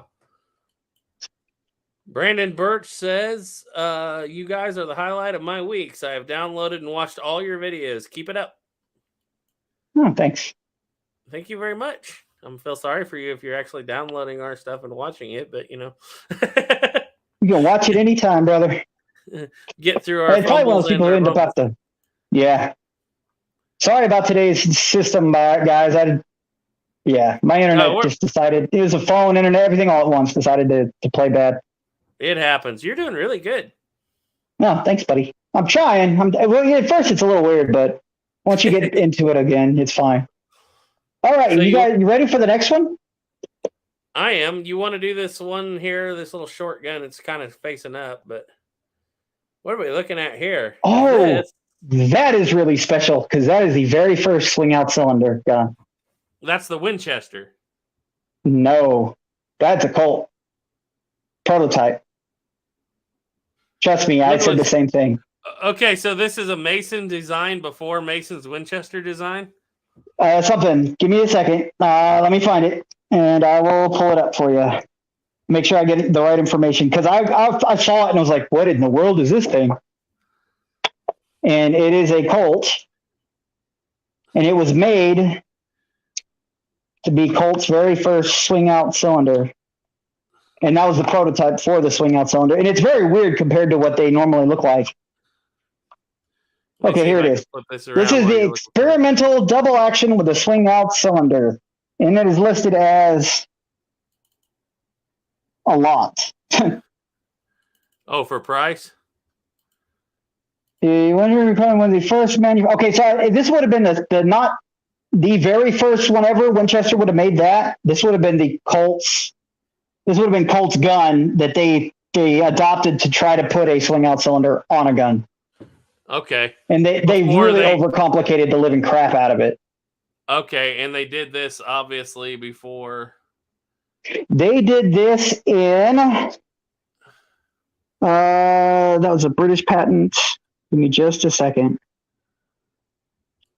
Or patent 1884. I want to say this is covered by a patent in 1884, but that doesn't sound right. There we go. Well, yeah, that would be, well, no. Okay, this would have been 1881. This was experimental on swing-out cylinders. The company shifting its focus primarily to double-action revolvers. William Mason was the leading designer behind Colt's efforts. He patented this system and was the 249,649th granted on November the 15th, 1881. That's interesting because that means he made this for Colt. Colt rejects it. He goes to Winchester with basically the same idea, but with a few improvements. And they take it, yeah. So this gun predates the Winchester. And then Colt gets in the fight with Winchester and eventually winds up with Winchester's patent. And through all that, it winds up going back to Colt with the improvements. Yeah. And they make it. Now, if you look at this thing is unbelievably complicated. I'm looking at the back of the trigger for the trip and the lockup system. I'm looking at the recoil shield here does not have the pull back like it should. It looks like it swings from the top. It looks like it. That's what I'm saying too. It looks like it actually swings up, not over. Well, over and up, but not over and down. Right, over and up, not over and down. Let's see what that's exactly what it looks like. Yeah. Obviously it locks up like the 77 because that's what they were asking here. Yeah, this has definitely a back bolt like the 77. So it should share the similar internals, or the way it works. The bolt works at least. It is very close to the 1889 and the 1892. Yeah. And yes, it does lock up in the back like the 77. That is And it's got this. What's funny is it's got the lightning grip on it. Yeah, kind of, in a way, yeah, not... kind of. It doesn't have the shelf, but it's very similar. I might have that one here. I don't know if I do or not. The Thunder or Lightning? No, I don't have it here. I was looking for the 92 model that I had, but it's not. Oh, here. yeah. Because that's basically the same thing, but they changed the lock system on it. That is interesting. It does look like it's moved from the top. It looks like the barrel is not cut straight. No. I was looking at that too. Well, maybe it might be. It could be just a picture making it look weird from the angle I took it. It has the Smith & Wesson vent rib. Or not vent rib, but rib on top of the barrel that Colt never used until the 1900s. I know. I saw that too. I was like, that's different. And we have not put the Colt insignia in the thumb piece yet. No, but the way this makes it look. They are preparing for that to be an issue because they've cut out the grip where the extractor is going to kick the shells out, where it might hook up in the grip. They've cut that out already. That's cool. Yeah, I'm kind of curious how all that system works. It is, and that weird arm in the front, I'm guessing that's how you kick it out. I'm almost wondering if you take the bottom of the trigger guard and you like pull it forward, if that's how you kick out the shells. It's either that or like this is not the locking system on the front though. No, I think that's the kicking out the shell system on the front. It is. It's like a regular revolver, but this must just be to stop you from pushing it back while it's in action. Because this isn't a locking system here. I honestly, I don't know. Yep. Caleb's in here. He has a comment. He said, grip looks like an early first model Russian double action Smith & Wesson. It does. It does. Yeah, well, being that this was made by Richard Mason, or William Mason, excuse me. By Landon C said grips look more like a new Model 3. Yeah, and the barrel vent does too, so that's weird. That was the big thing, the barrel vent at the top, that little line on the top of the barrel. Colt never used that till way later. That is like Smith & Wesson all day long. Not till the Snake series. Right. It is an interesting gun. It's very interesting. Hardy said swinging up would be so weird for us who are used to what ended up working. Yeah. That's all the comments we got on that, but that is cool. It's a different, strange, weird little gun. Mm-hmm. We got one coming up soon that I'm excited about just because it is to me, it's the first gun I ever saw that was a prototype that I was like, wow. We don't have much left, guys. We should be at the last one, I think. Last one or two, because we have the scoped root rifle. Yes, that's the scoped root rifle. That wasn't a very good picture I sent you. Let me see if I can turn it sideways. The last one, the very last one we have, please try to turn that one sideways because that one is going to be pretty important.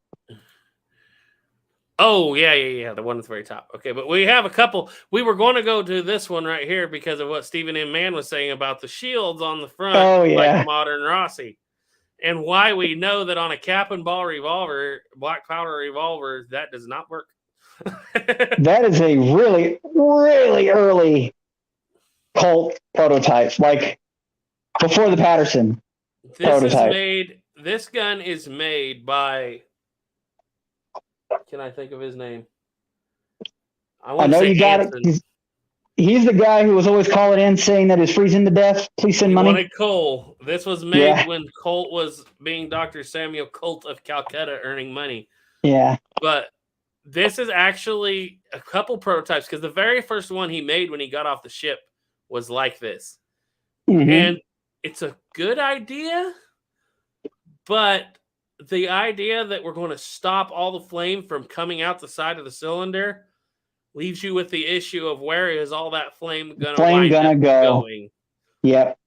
And the answer is right back in all the other cylinders and force chain fires every time you pull the trigger and make an explosion. And it had that spring-loaded bayonet in the front, which is just amazing. Yeah, and a full underlug on the barrel. Yeah. See, Smith & Wesson thought and Colt thought they figured that out in the 1970s. Yeah, oh man, there's some of these. Like when I said this is the earliest one. Now, what is kind of sad is this gun. This exact gun is one of the few guns that we don't know if it's the original. And the reason is this was one of the guns that R.L. Wilson had sent to a guy who engraved guns and made guns, and it was with him for 6 months. Oh, that makes it kind of suspicious. And why does a guy who engraved gun and make guns get a gun like this for 6 months? And the guy was known for making counterfeit guns. So that he can make a counterfeit and sell the original on the... So just because it does look old, it really does look the part. But I'm telling you, there are counterfeiters out there that can make things look perfect, especially if they have another one right next to it. Yeah. And this is one of the guns that keeps me up at night hating R.L. Wilson, because this is a very important gun. Even though it's not the craziest and weirdest and neatest, this started it all. This started the entire revolution of the revolver. And to think that the one that is in the public domain that you can see in a museum might be a fake just kills me. It really kills me.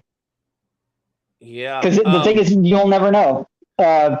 Maybe there's a way to know, but I can't think of it, because these people were very good at what they were doing. They were even casting and having metal made with like iron, like wrought iron. Mm-hmm. So you can't just test the metal and say, oh yeah, okay, it seems right. I mean, they put a lot of work into this and a lot of money, because guns like that sell for millions upon millions of dollars. And if you put $100,000 into a gun, you're going to make it perfect. The thing about this particular prototype, if I remember correctly, only 2 were made. Yes. And only 1 shot was fired out of one of them. I believe so. And it destroyed it. Yeah. And so this is either a counterfeit or the other one, and it has never been fired. If it had been, it would not exist. Right. This one was the demonstration for the bayonet, I believe. Yeah, that would make sense. Everything Black Powder is in. He said, howdy, boy. Sorry I'm late. Hey, buddy. No worries. But yeah, it's kind of sad to think that we'll never know. I mean, we might know, but who knows? I mean, it's just one of those things that people like that never get old. I hate that stuff, man. Hardy said, now that's a steampunker's dream right there. Right? The bayonet on the end of the revolver. Is that bayonet spring-loaded? Yes, it is. It spring-loads out. It pops out. Yeah, that's what I've read. Louisiana Gray said he had to learn a lot about chain fires with that one. Yeah. Oh, I bet. And there was nowhere for the chain fire to go except for to blow the front half of the gun off. It's very interesting. If you read the story, they say Colt actually, I think he was 19 at the time. Because they said when that these were made, he went, found a bench, sat down, and cried. Because he blew the front of the gun off. Yeah, he spent a lot of money to have those patented guns made. Those 2 guns made. And what's neat is I should have got a picture of it, because I know it's in this book somewhere. But his carvings are in this book. The carvings he made while he was 16 on the boat. I believe it was 16 when he made the carvings. But whenever he actually carved out the idea of the hand locking, turning the cylinder, they're in this book. I should have taken a picture of those. If I come across them, I'll put it up on the. Yeah, Stephen M. Mann said, looks like a fix often project. Every time you pull the trigger is what it is. Hardy said, wow, read a lot about those early prototypes, but never seen a photo of one. And they're Stephen amazing. Man said, now that looks like a mess. And everything Black Powder said, R.L. frickin' Wilson. Yeah. I think that gun ended up turning out to be a better knife fighting gun than an actual gun. Yeah, it'd be a grenade if you pulled the trigger. I don't know if they ever tried a second shot. I don't know either. I never read they did. I don't think they did, because I think they quickly realized that it would just disintegrate. It would blow apart. I just remember reading that young Colt sat down on the bench and cried. I said I would too after all that work, and it blew up on the first shot. Luckily, I don't think anybody was holding it. I think they were smart enough to try it with they weren't dumb. They were smart about how they did it. But anyway, okay, I'm going to go ahead and do you want to do this root revolving rifle? You have it there for a reason? No, we don't have to do that one. It was just kind of more of a neat that they actually mounted, scopes onto those things back then, because scopes were pretty, not common-ish on guns at that time. 310 to Yuma. Yeah. I think that the 310 to Yuma idea was from this gun, from this book. Probably. All right, so let me flip this other one around before we bring it in, because like you said, it's pretty important here. This one is the coolest of all the patents. And then at the end, I have a kind of strange one, too. I'll show you. I haven't showed you yet. Let's see. That's not it. I got to find it right quick. Okay. No, that one's facing down. Yeah, that one was it. What did I do? All right, hang on. Downloads. See if I can find it again. Yep, there it is. All right. Rotate it. Save.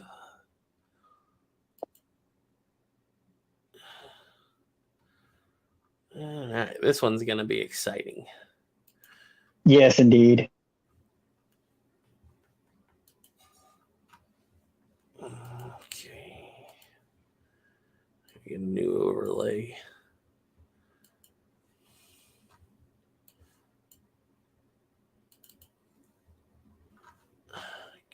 This next one is a gun that I would give anything just to be able to look at for a while. All right, ladies and gentlemen, it looks like a regular single action army, but it's not. Pretty sure this is a gas auto ejection system to shoot when you fire, it will mechanically use the gas to eject the spent cartridge. Yep. They were tapping into the gas system, and it was a mechanical system that would eject the spent cartridge out the side. The only thing is this would work so awesome if this was like a top breaker swing out. Oh, I know. Oh, I'm looking at the loading gate now because the loading gate looks different. Obviously, it has to be because it's got to keep the shells out. But it maintains its roundness, and it's supposedly perfectly aligned to that top right cylinder. Oh, yeah. And could you imagine run a bar with a hinge on it off the side of that to the hammer? Yeah. Semi-automatic single action army. Basically, almost. That would be sweet. I would do anything to see that thing just work. Just bang, and you see a spent cartridge just fly out of the gun. Yeah. Yeah, he said, Soylent Green said that's like the one in Red Dead Redemption 2. Those cartridges just fly out when you're reloading. They just fly out of there. Yeah, they do. Everything Black Powder said. Now, that is interesting. Hardy is asking about root revivals. So he said the root rifles have a system to prevent chain fires. Why do they have a foregrip, but others do not? Not all of them do. And that foregrip is for carrying, not for shooting. Yeah. But they do not have a system to prevent chain fires. It's just they don't have a shield that's forcing the spark from every shot back right across all the other chambers. Oh, they have the not serial number 1 in this book, but the prototype number 1 single action army in this book too. That's beautiful. Yeah, Louisiana Greg's point here. He said, "Yeah, but if you're Iron Man straight out in front of you." But if your iron is straight out in front of you, where's that empty shell? Where's it going to go? Right between the eyes. Right. I think that's probably why it didn't work too well, or it didn't become a thing. But just the thought amazes me that they were like, hey, we should tap into the gas system and see what we can do. It's for gunfighters, for hip fire. This would have been the 1870s, I think. Let me get to the actual page of it. I believe it was the 1870s when they did this. So, think about it. Not very many guns were using gas back at that time. Hardy has a question. Would that be a semi-auto? Technically not, because you said the cock it, but it'd be like a no, he said a semi-auto. Oh, a semi-auto, yeah. Right? Yep. So the empty pops you in the eye, Stephen M. Man said, yes, exactly. Oh, man. Shoot your eye out, kid. Yeah, I like that. I do like it. It is an amazing thing. Well, it's just like an AK gas block. Yeah. I mean, it's very similar the way they did it. And if you look down here, there's a gas, there's a setting screw for your allowing how much gas you need. There's a gas port though drilled into it up here at the in the frame. So that's kind of interesting. And I like that they still leave the knob down here just in case. Yeah, it's still functional to use by itself. That was one of the neat things that is listed about it. So the spring does force it back forward, so you can use it like a normal one, or you can I'm guessing you would turn like the gas on with a screwdriver or something, and then you can run it with full ejection mode on. Caleb said stone cylinders. Everything Black Powder said a full semi-auto. A fully semi-auto. And by Landon C said as opposed to a fully semi-auto. Louisiana Gray said, yes, I'm right-handed. Did not even think about a left-handed man. Yeah, for me, that would be a... Oh, yeah. That would suck. Right smack in the eye. Hardy said that'd be a cool prank. Crank the gas all the way open. Looking hot brass to the face. Oh, man. Well, you would think I'm curious how well that works. It looks like they put some serious work into that. You would think that they would add a deflector on the back, like on a Steyr hog. You would think so, but maybe. I mean, let's be real. I wonder when this was done. The recoil shield was cut at an angle to where it was out. If that would work as a deflector, you know how Steyr deflects for you. So I keep coming on through the same freaking book, and I keep missing the page. I guess keep running into White Earp's guns. Soylent Green said it's neat though that it exists because it tells you here it is. They were at a disadvantage versus Smith & Wesson when reloading and tried to fix it. Yeah, I think you're right. Brandon Burke said plowboy loads. That might be a little much for that system. That would be funny. Did that violate the Swiss patents for the same concept? I doubt it because it probably came first by quite a while, would be my guess. So this appeared and to be made in 1872. What? Yeah. Right? No, I guess. The gun didn't come out until 73. No, I know. Well, you got to realize they were working on these guns for a little bit while after that. I think that they came out with the 73, and this was like, hey, let's do something crazy with this, and this was just an add-on. I have an issue with that, though, because Browning came out with the idea of porting the gas back. And hold on. Until the 1880s. To the Ordnance Department, indicate the cartridge extraction system was proposed to the Ordnance Department in 1875, but was never sent for final testing. Oh, well, that could be. Freaking Colt invented everything. And he was already dead. And he was dead. Stephen M. Mann said 45 Colt imprinted onto your forehead. Well, I think of worse tattoos. Yeah, that's true. Wouldn't especially say damage, just say 45 Colt. 45 Colt Starline. Starline. Yeah, I'm looking at this gun, like the actual parts of this gun, and it looks like a very, very early first gen. So it makes sense, maybe. Yeah, but it's kind of weird that it would be made in 72. All right, since the first prototype is sample, it says remained relatively constant since the first prototype examples from 1872. Huh. That is weird. Maybe they're talking about the prototype of the single action army revolver. Because I know Browning was the one that discovered the idea of venting the gas back. He did it when he watched the weeds in front of his lever action rifle going down and springing back with the gas pushing it. And when was that? I don't remember, but I know that he was already old enough to go home and make a gun out of it. Okay, here it says 100% here. Okay, it was 74. It says Colt manufactured this revolver in 1874 with an experimental cartridge ejection system.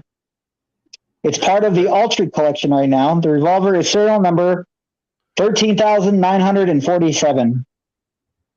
Very interesting. So it's a second year gun. This unique ejection system was attached to the cylinder, the bottom, blah, blah, blah, blah, blah. And it basically uses the gases to eject the system.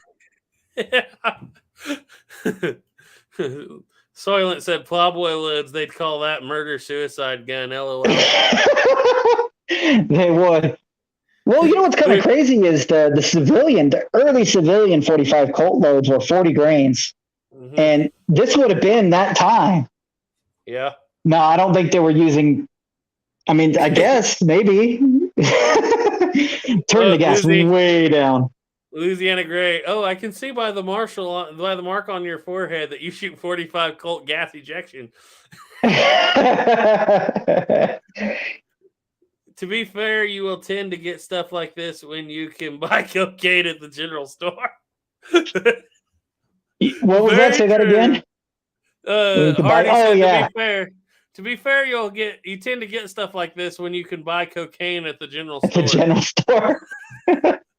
What a time to have lived through. Man, that would have been fun. My Landon C said, printed on the side of the barrel, not for Southpaws. Oh, man, that's pretty good. Well, you want me to go through one here that I got that might throw you? Yes. I'm hoping it'll start with a D and end with Dragoon. No. Nothing like this. This is later on. This is something I would be interested in that I didn't even know existed until today. Let me see. I'm going to kill all this because we're done with it here. Hide that. Let me go back to brand. Okay. I'm going to full screen me here. Wait. I removed you from the stream. I need to go full screen layout. Okay. No worries. What we're looking at here is an 1867 Colt-made trapdoor rifle. What? Completely different than Springfield's. It's a centerfire. This is a Berdan developed. It's Berdan's idea, but this gun is patented and basically invented by Horace Lord and never put into actual production because Allen's trapdoor production patent would come into effect right as he was getting done building it. But yeah, wow. Him and Allen were building it at the exact same time. And they're building it on Colt converted muskets. So I had no idea that even existed. I'm sure a lot of you guys already did know that out there, but it's called the Berdan trapdoor, but it's also known as the Colt trapdoor. So yeah, that completely shocked me. I had no idea. That is shocking to me too. You know, it would be kind of neat to have the modern Colt people, like the executives at Colt, and say, look, this is what made Colt amazing back then. This is what made them last and become who they are. Where is all this gone? Like, we don't see any new improvements in firearms, but barely, and it's plasticky or lighter, or it might hold one more round. Yep. Where's the weird fun? I guess it's because they don't sell cocaine anymore in the stores, but where's all these weird, crazy, wacky, funny, just interesting guns? The Northeast, from 1800 to 1900, the Northeast was covered with gun manufacturers who not only got government contracts, they got government tax breaks. Yeah. The government worked with them. Nowadays, all the government wants to do with gun makers is sue them. Yeah. I mean, they don't want to buy guns made in America. They don't want to buy ammunition made in America. They don't want any guns being, I'm just not to be political here on the channel or anything, but they are so anti-guns being made in the United States. Think about all our black powder, everything, all our ammunition, everything gets sent overseas right now. That's why we don't have any. Yeah. And the government absolutely, back then it was incentivized. It was build your guns. You can become a million. You can be Samuel Colt. You know, you can start with nothing, and we will help you every step of the way that we can. Most of the time the government would. To get if you had a good idea, they would help you. Yeah. We do not want to rely. You read over and over and over again during the Civil War, especially the Union correspondence. We do not want to rely on these Lorenz rifles and these Austrian rifles and these British Enfields. They're not as good as what we can do. America is the epicenter of interchangeable parts. America is the epicenter of industry right now. America makes the best guns. We do not need these foreign-made guns. Let's make it all right here. And we don't have that anymore. It's been a long time. Been a very long time. And it's been a pretty sad course, too. Yeah. Hopefully one day that'll eventually change. Any further innovation has been killed by the NFA. Yeah, that is true, too. It's kind of sad that we look at guns that were made in the 1920s and 30s as being things we can't even own today just because they do something. Or that a person was literally put in jail today or yesterday for a very long time for selling a picture, just a picture on a piece of metal. Mm-hmm. It's a sad course that it's played out. Yeah, it's really scary. And it's really sad that they even would get to that point. That it's dumb. But I guess that's why we have this hobby. It keeps us a little bit occupied and keep us not from being ignorant about it, but at least keeping us from thinking about it all the time. Mm-hmm. And that's the one thing. I don't got anything against Glock or anything, but it's like everybody wants to know, why don't we adopt Glock? Why don't we adopt Glock? Well, maybe Glock's made in America now. I don't know where Glock's made out, but I know it started out as German. Our rifles, our handguns. We haven't had an American-made handgun adoption since the 1911. I think they make them in the States once they get them. I think the Berettas were made in the United States once they buy them and stuff. But why don't we actually have a company that, hey, let's look at the American companies, because it doesn't matter if they make it here. All that money is still going somewhere else. Mm-hmm. And at the same time, I would say all those pictures you showed were Colt trying to pander to the civilian market. I don't think any of those were attempts for military contracts. No, I don't think so either. Most of those would have been guns that were just crazy cool for the market to play with, honestly. Because some of them were very fragile. Some of, like that gas system, the Army would never use that, ever. They would have known that. If that got plugged up or a pain in the butt to use, it would have been fragile in any way, shape, or form. That means if you would have dented the side of the gun, it wouldn't have worked. Mm-hmm. They wouldn't have. I believe that 100% that most of that was pandering to the American or your civilian side to have cool, funky, weird things. And that was where Colt went wrong. After about the 1990s, they completely dropped trying to get everything was military contracts. That's all they wanted. Yeah. They completely dropped catering to civilians. And, it's just the other thing is we have gone so far toward the idea of function over form. How well does your Glock work? Awesome. Shoots all the time. How much soul does your Glock have in it? None. How much soul does that single action army have in it that's behind you? A lot. Yeah. You know what I'm saying? And that comes with industry. Everything's fast as possible and nothing is handmade. Mm-hmm. High quality, look, I want the best of something today. The best of something is just some prettied out plastic gun that has a couple mill cuts in it. Or it has some weird finish put on it. It's not the same to me anyways as what they did back then, because an engraved gun back then was one person probably sitting for more than a week on one gun engraving it. Mm-hmm. That is, that I suppose they have that somewhere, but look back at the 1950s and 60s. A man could go into the hardware store and buy, even at the lower end, a J.C. Higgins Model 20, which was just kind of an unmarked high standard Flight King shotgun. Slickest action ever made. A little bit bulky, but made out of wood and steel. And that was what the common man could afford. If they were to try to make that gun out of wood and a milled steel receiver today, that'd be $1,000 shotgun that nobody could afford. And a lot of it has to do with the raising of minimum wage and all that and everything that happened in the 1960s and 70s. But, it just people just have gotten to the point. I'll ask you this right now. You have a son. What gun are you going to give him someday? What gun are you most proud to someday when you're 90 years old or whatever, and at the end, you're going to say, this is yours to pass down to your son? It's not well, I hope he gets all of them, for one. But the one that I'm most excited to one day give him would actually be that Colt Single Action Army from 1882. It's not the most expensive gun I have. It's not the fanciest gun I have. It's the one that I love the most, though. Now, tell me, the most soul to it.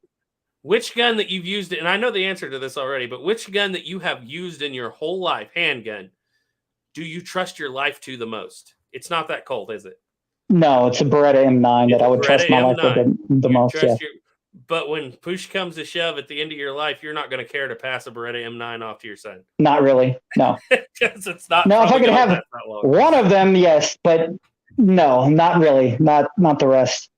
There's only one out there that means a lot to me. The rest are just normal little everyday guns that I would carry. They're not heirlooms anymore. No, they're not.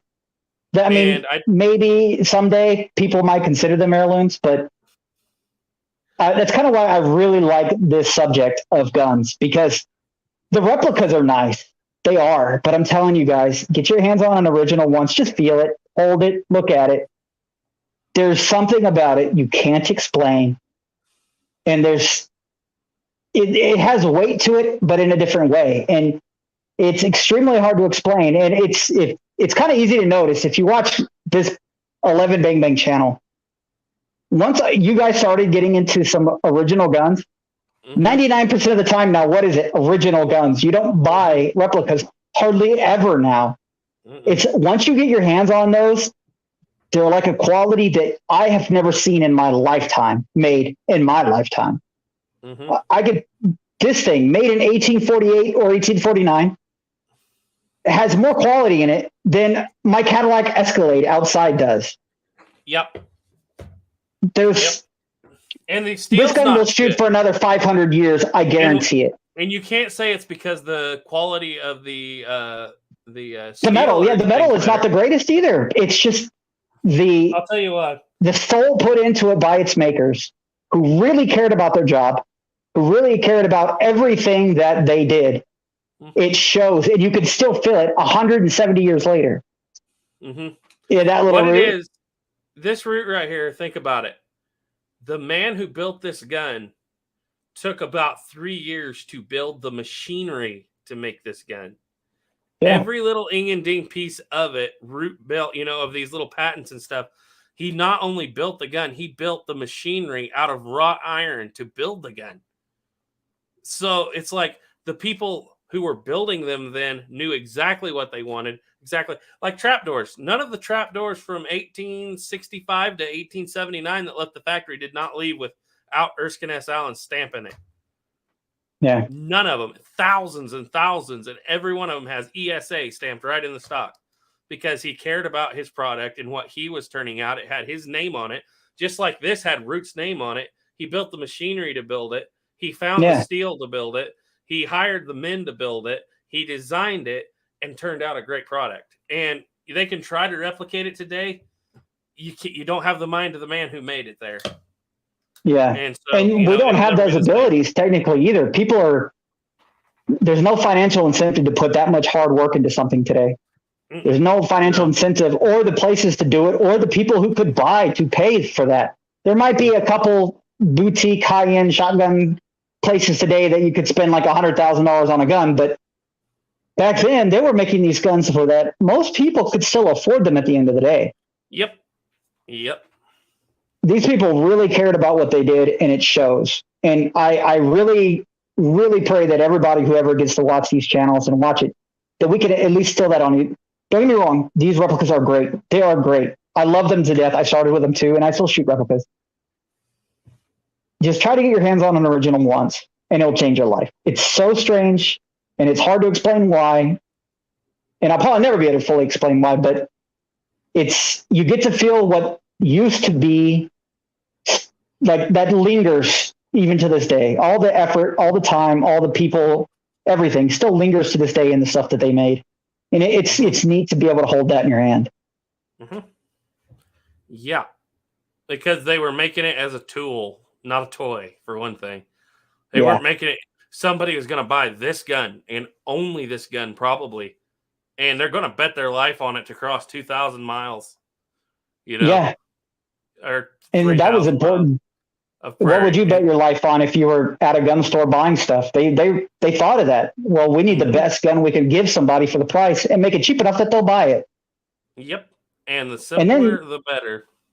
And that kind of brings me to another part that's kind of neat. Like that Winchester, the Colts back there, all that stuff. These guns could have crossed the entire country, and they were the entire one tool to keep one family alive and safe over that time. Like, even though it might have done nothing or it did everything, it doesn't matter. Just the fact that that was entrusted to an entire family that could still be around to this day, like their descendants, they owe their existence to that one little tool back there that kept them alive. I like to think of it fascinating. Back then, it was literally like as important to have a gun as today people think it's as important to have a cell phone with you. That gun was that important. You don't go anywhere without it. And cell phones are made to throw away every year. You know, basically. But yeah, I liked it when you pointed out how those guns, because what's crazy to think is every one of those guns behind your head and behind my head that are original, not all mine is original, they all did cross the country. And it wasn't just yesterday. Every one of those guns have the story that came. You think about the movie like How the West Was Won, those guns were there for the whole thing. And it's just so amazing to hold that in your hand and just be like, oh, to only know where you started. Because I know that 90% of you started out with B. Kittredge in New York. I know 90% of you started out there. Started out there. I have a lot of guns behind me now that, you know, after we've done a little bit of paperwork on, they all came from Hartley and Graham in New York City. And they ended up, one in California, one in, you know, Texas, one in Tennessee, one in North Carolina. I mean, it's like these guns went everywhere. People would land in New York coming from Europe. And that's why Hartley and Graham was the biggest gun seller at the time, is because that's where they were. Most people were coming through New York, immigrants going to the rest of the country to make their livelihood and find the American dream. And these were the guns that were bought to take them to their American dream.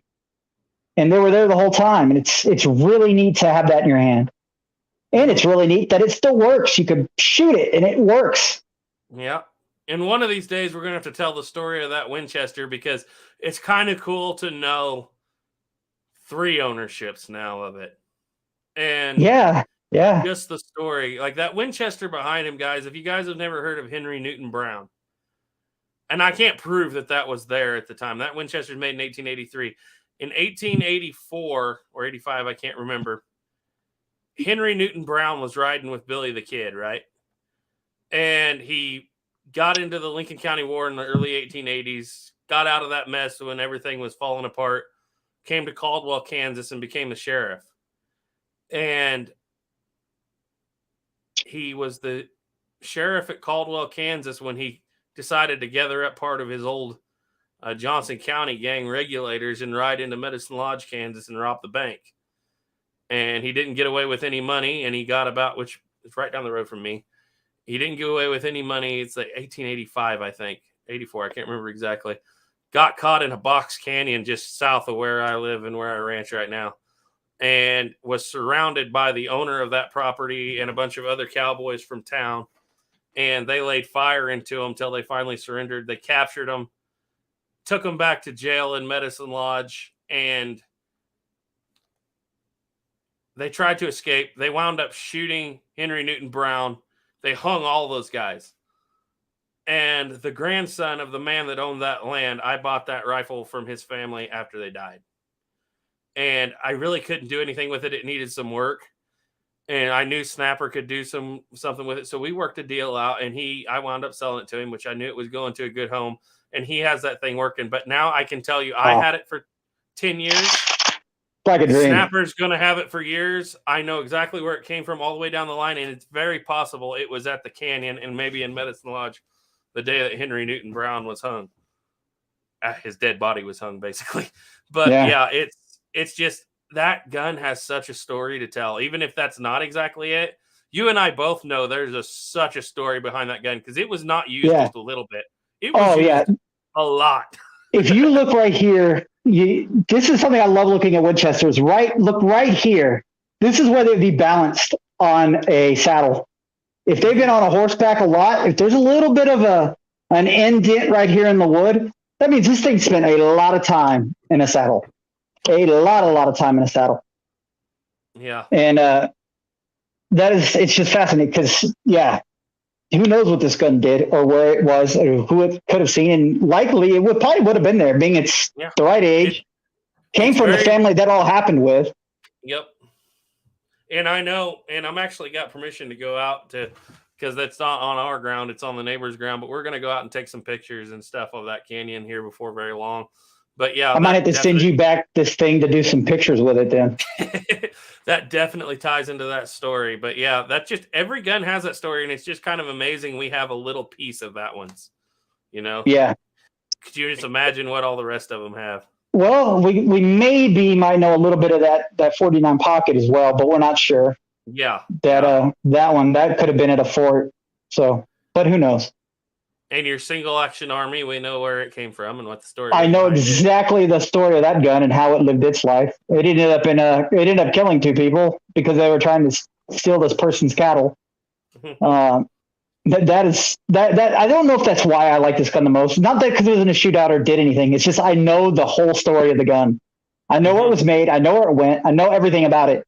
There's like 5 or 6 years of that gun's history we don't know, just because it would most likely was turned into a hardware store, and the person who bought it, and then they had it for the rest of the time, and I bought it from them. And that they bought the gun in the late 1890s, and I bought it from that family. And that gun worked its entire life on a ranch. So that was cool unto itself. Yeah. Saboteur 45 wants to know if the rear sight on that Winchester is different. All the sights on that Winchester are a little different. They're all a little different. It has a regular, what would you call that? It's a what would you call that? Buckhorn rear sight. And the front sight is, the front sight is a brazed on penny that I found a couple. I'm trying to find the proper sight for it, but I found some different sights that I'm going to try on it for the front. But to get the proper carbine front sight, I don't get why I can't find them. I don't know if they were like part of the barrel, because they look squarish and then they go up a little bit and then they kind of have a little bit of a taper to them at the top. And everywhere I look, I can't find the proper front sight for it. That's a saddle ring. That's a saddle ring carbine Saboteur, and that's why you don't see them very often. But a lot of those don't come with adjustable sights. Yeah, and it's in the trapper lane. Mm-hmm. So, but yeah, she's a good little gun. I like her. I got her working real well. I had to do a little bit of inside work to it just because some of the linkages were worn out, and bored all that out, put a little bit bigger pins through it, and changed out a couple things that were giving me problems, and now it's working perfectly. Mm-hmm. Soylent Green said Rock Island Auction had an 1874 Sharps last year. It had a handprint worn in the forearm of where the person carried it. It was lettered being shipped to Montana during the buffalo hunting years. Yeah, I actually saw that. That's cool. And Saboteur said you can see if Winchester Barrels will sell you a sight. That's not a bad idea. I was looking at their barrels to see if I might have to, because this barrel and on this gun is I'm going to try to get it better, but it's not the best ever. I think that the rifling might be worn down a little bit, but it also could be a lot of leading. Like you said, Garrett. I just don't want to change the barrel out on this gun. I want to keep it with the original barrel, but if I have to eventually, maybe one day, I might line it instead of fully changing it out. But it's a good idea, because I was looking at their barrels to see how much a barrel would cost before I got this thing. When we agreed on it, kind of thing. I was just looking at, because I was looking for a Winchester and looking at all parts and stuff I'd need. So that's not a bad idea. I might try them. Mm-hmm.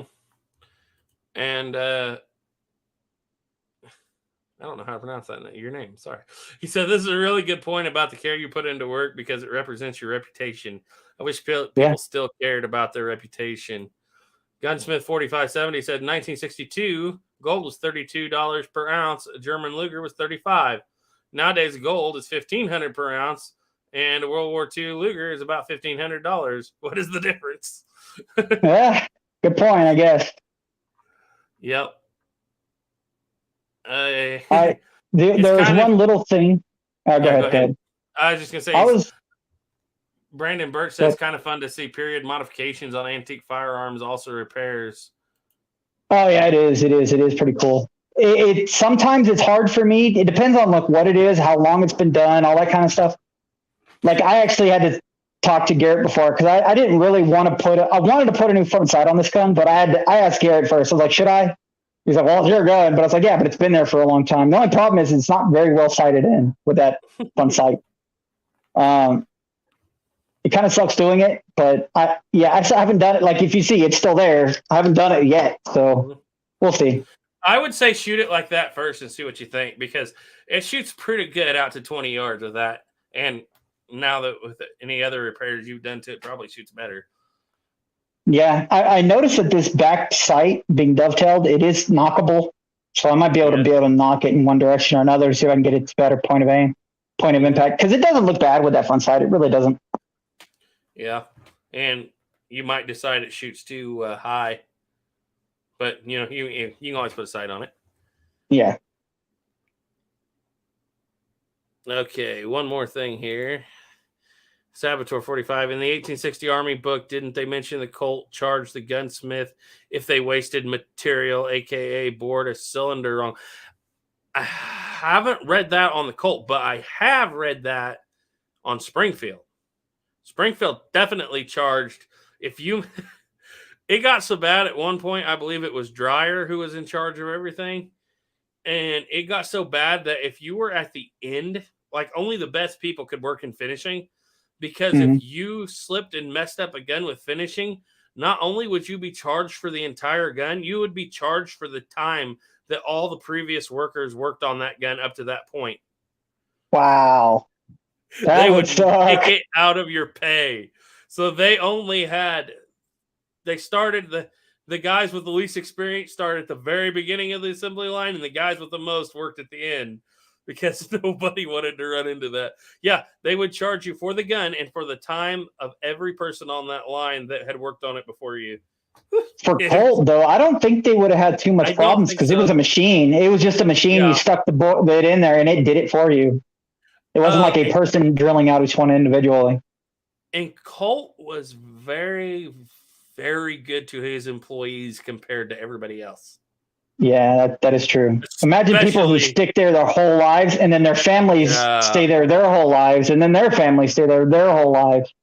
Springfield Armory in the early years of the Civil War was not a place you wanted to work at all. It was bad right off the bat. It was really bad. You're talking that not only would you be doing 2 12-hour shift days, you might do 2 24-hour days and then get a day off. It was like 48 hours and then a day off if they happened to come up shorthanded, and they would not stop, and they drove you like crazy, and they did not pay you. Cole was one of the few people that gave you actually a set work hours and like set work days with days off.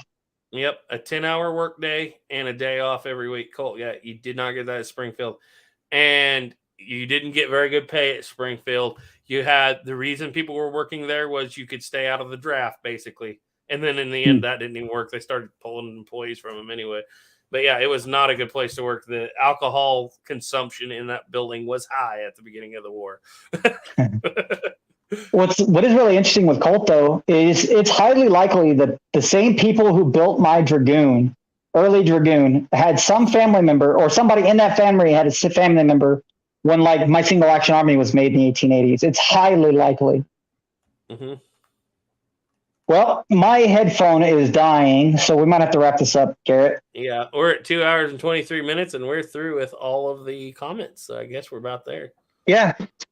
Well, everybody, thank you so much for coming to our first live stream on this show. Hope it wasn't too hectic. Sorry about the middle section with the internet going down.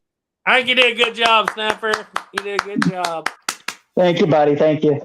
It was just nice having Garrett here.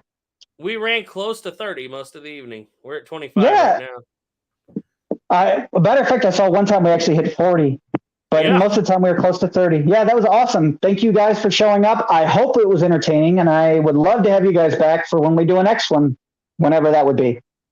Whenever God willing, we'll have a next one. So I do know that in June, it's June, right, Garrett? Mm-hmm. Myself and Duke most likely will be having live shows on their channel because they're going to be doing farming stuff. So there might be a couple lives that you'll see us in at that time. Mm-hmm. But other than that, anything left, Garrett? That's it? That's it. I'm ready to go if you are.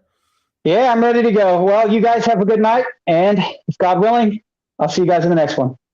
Bye. Bye.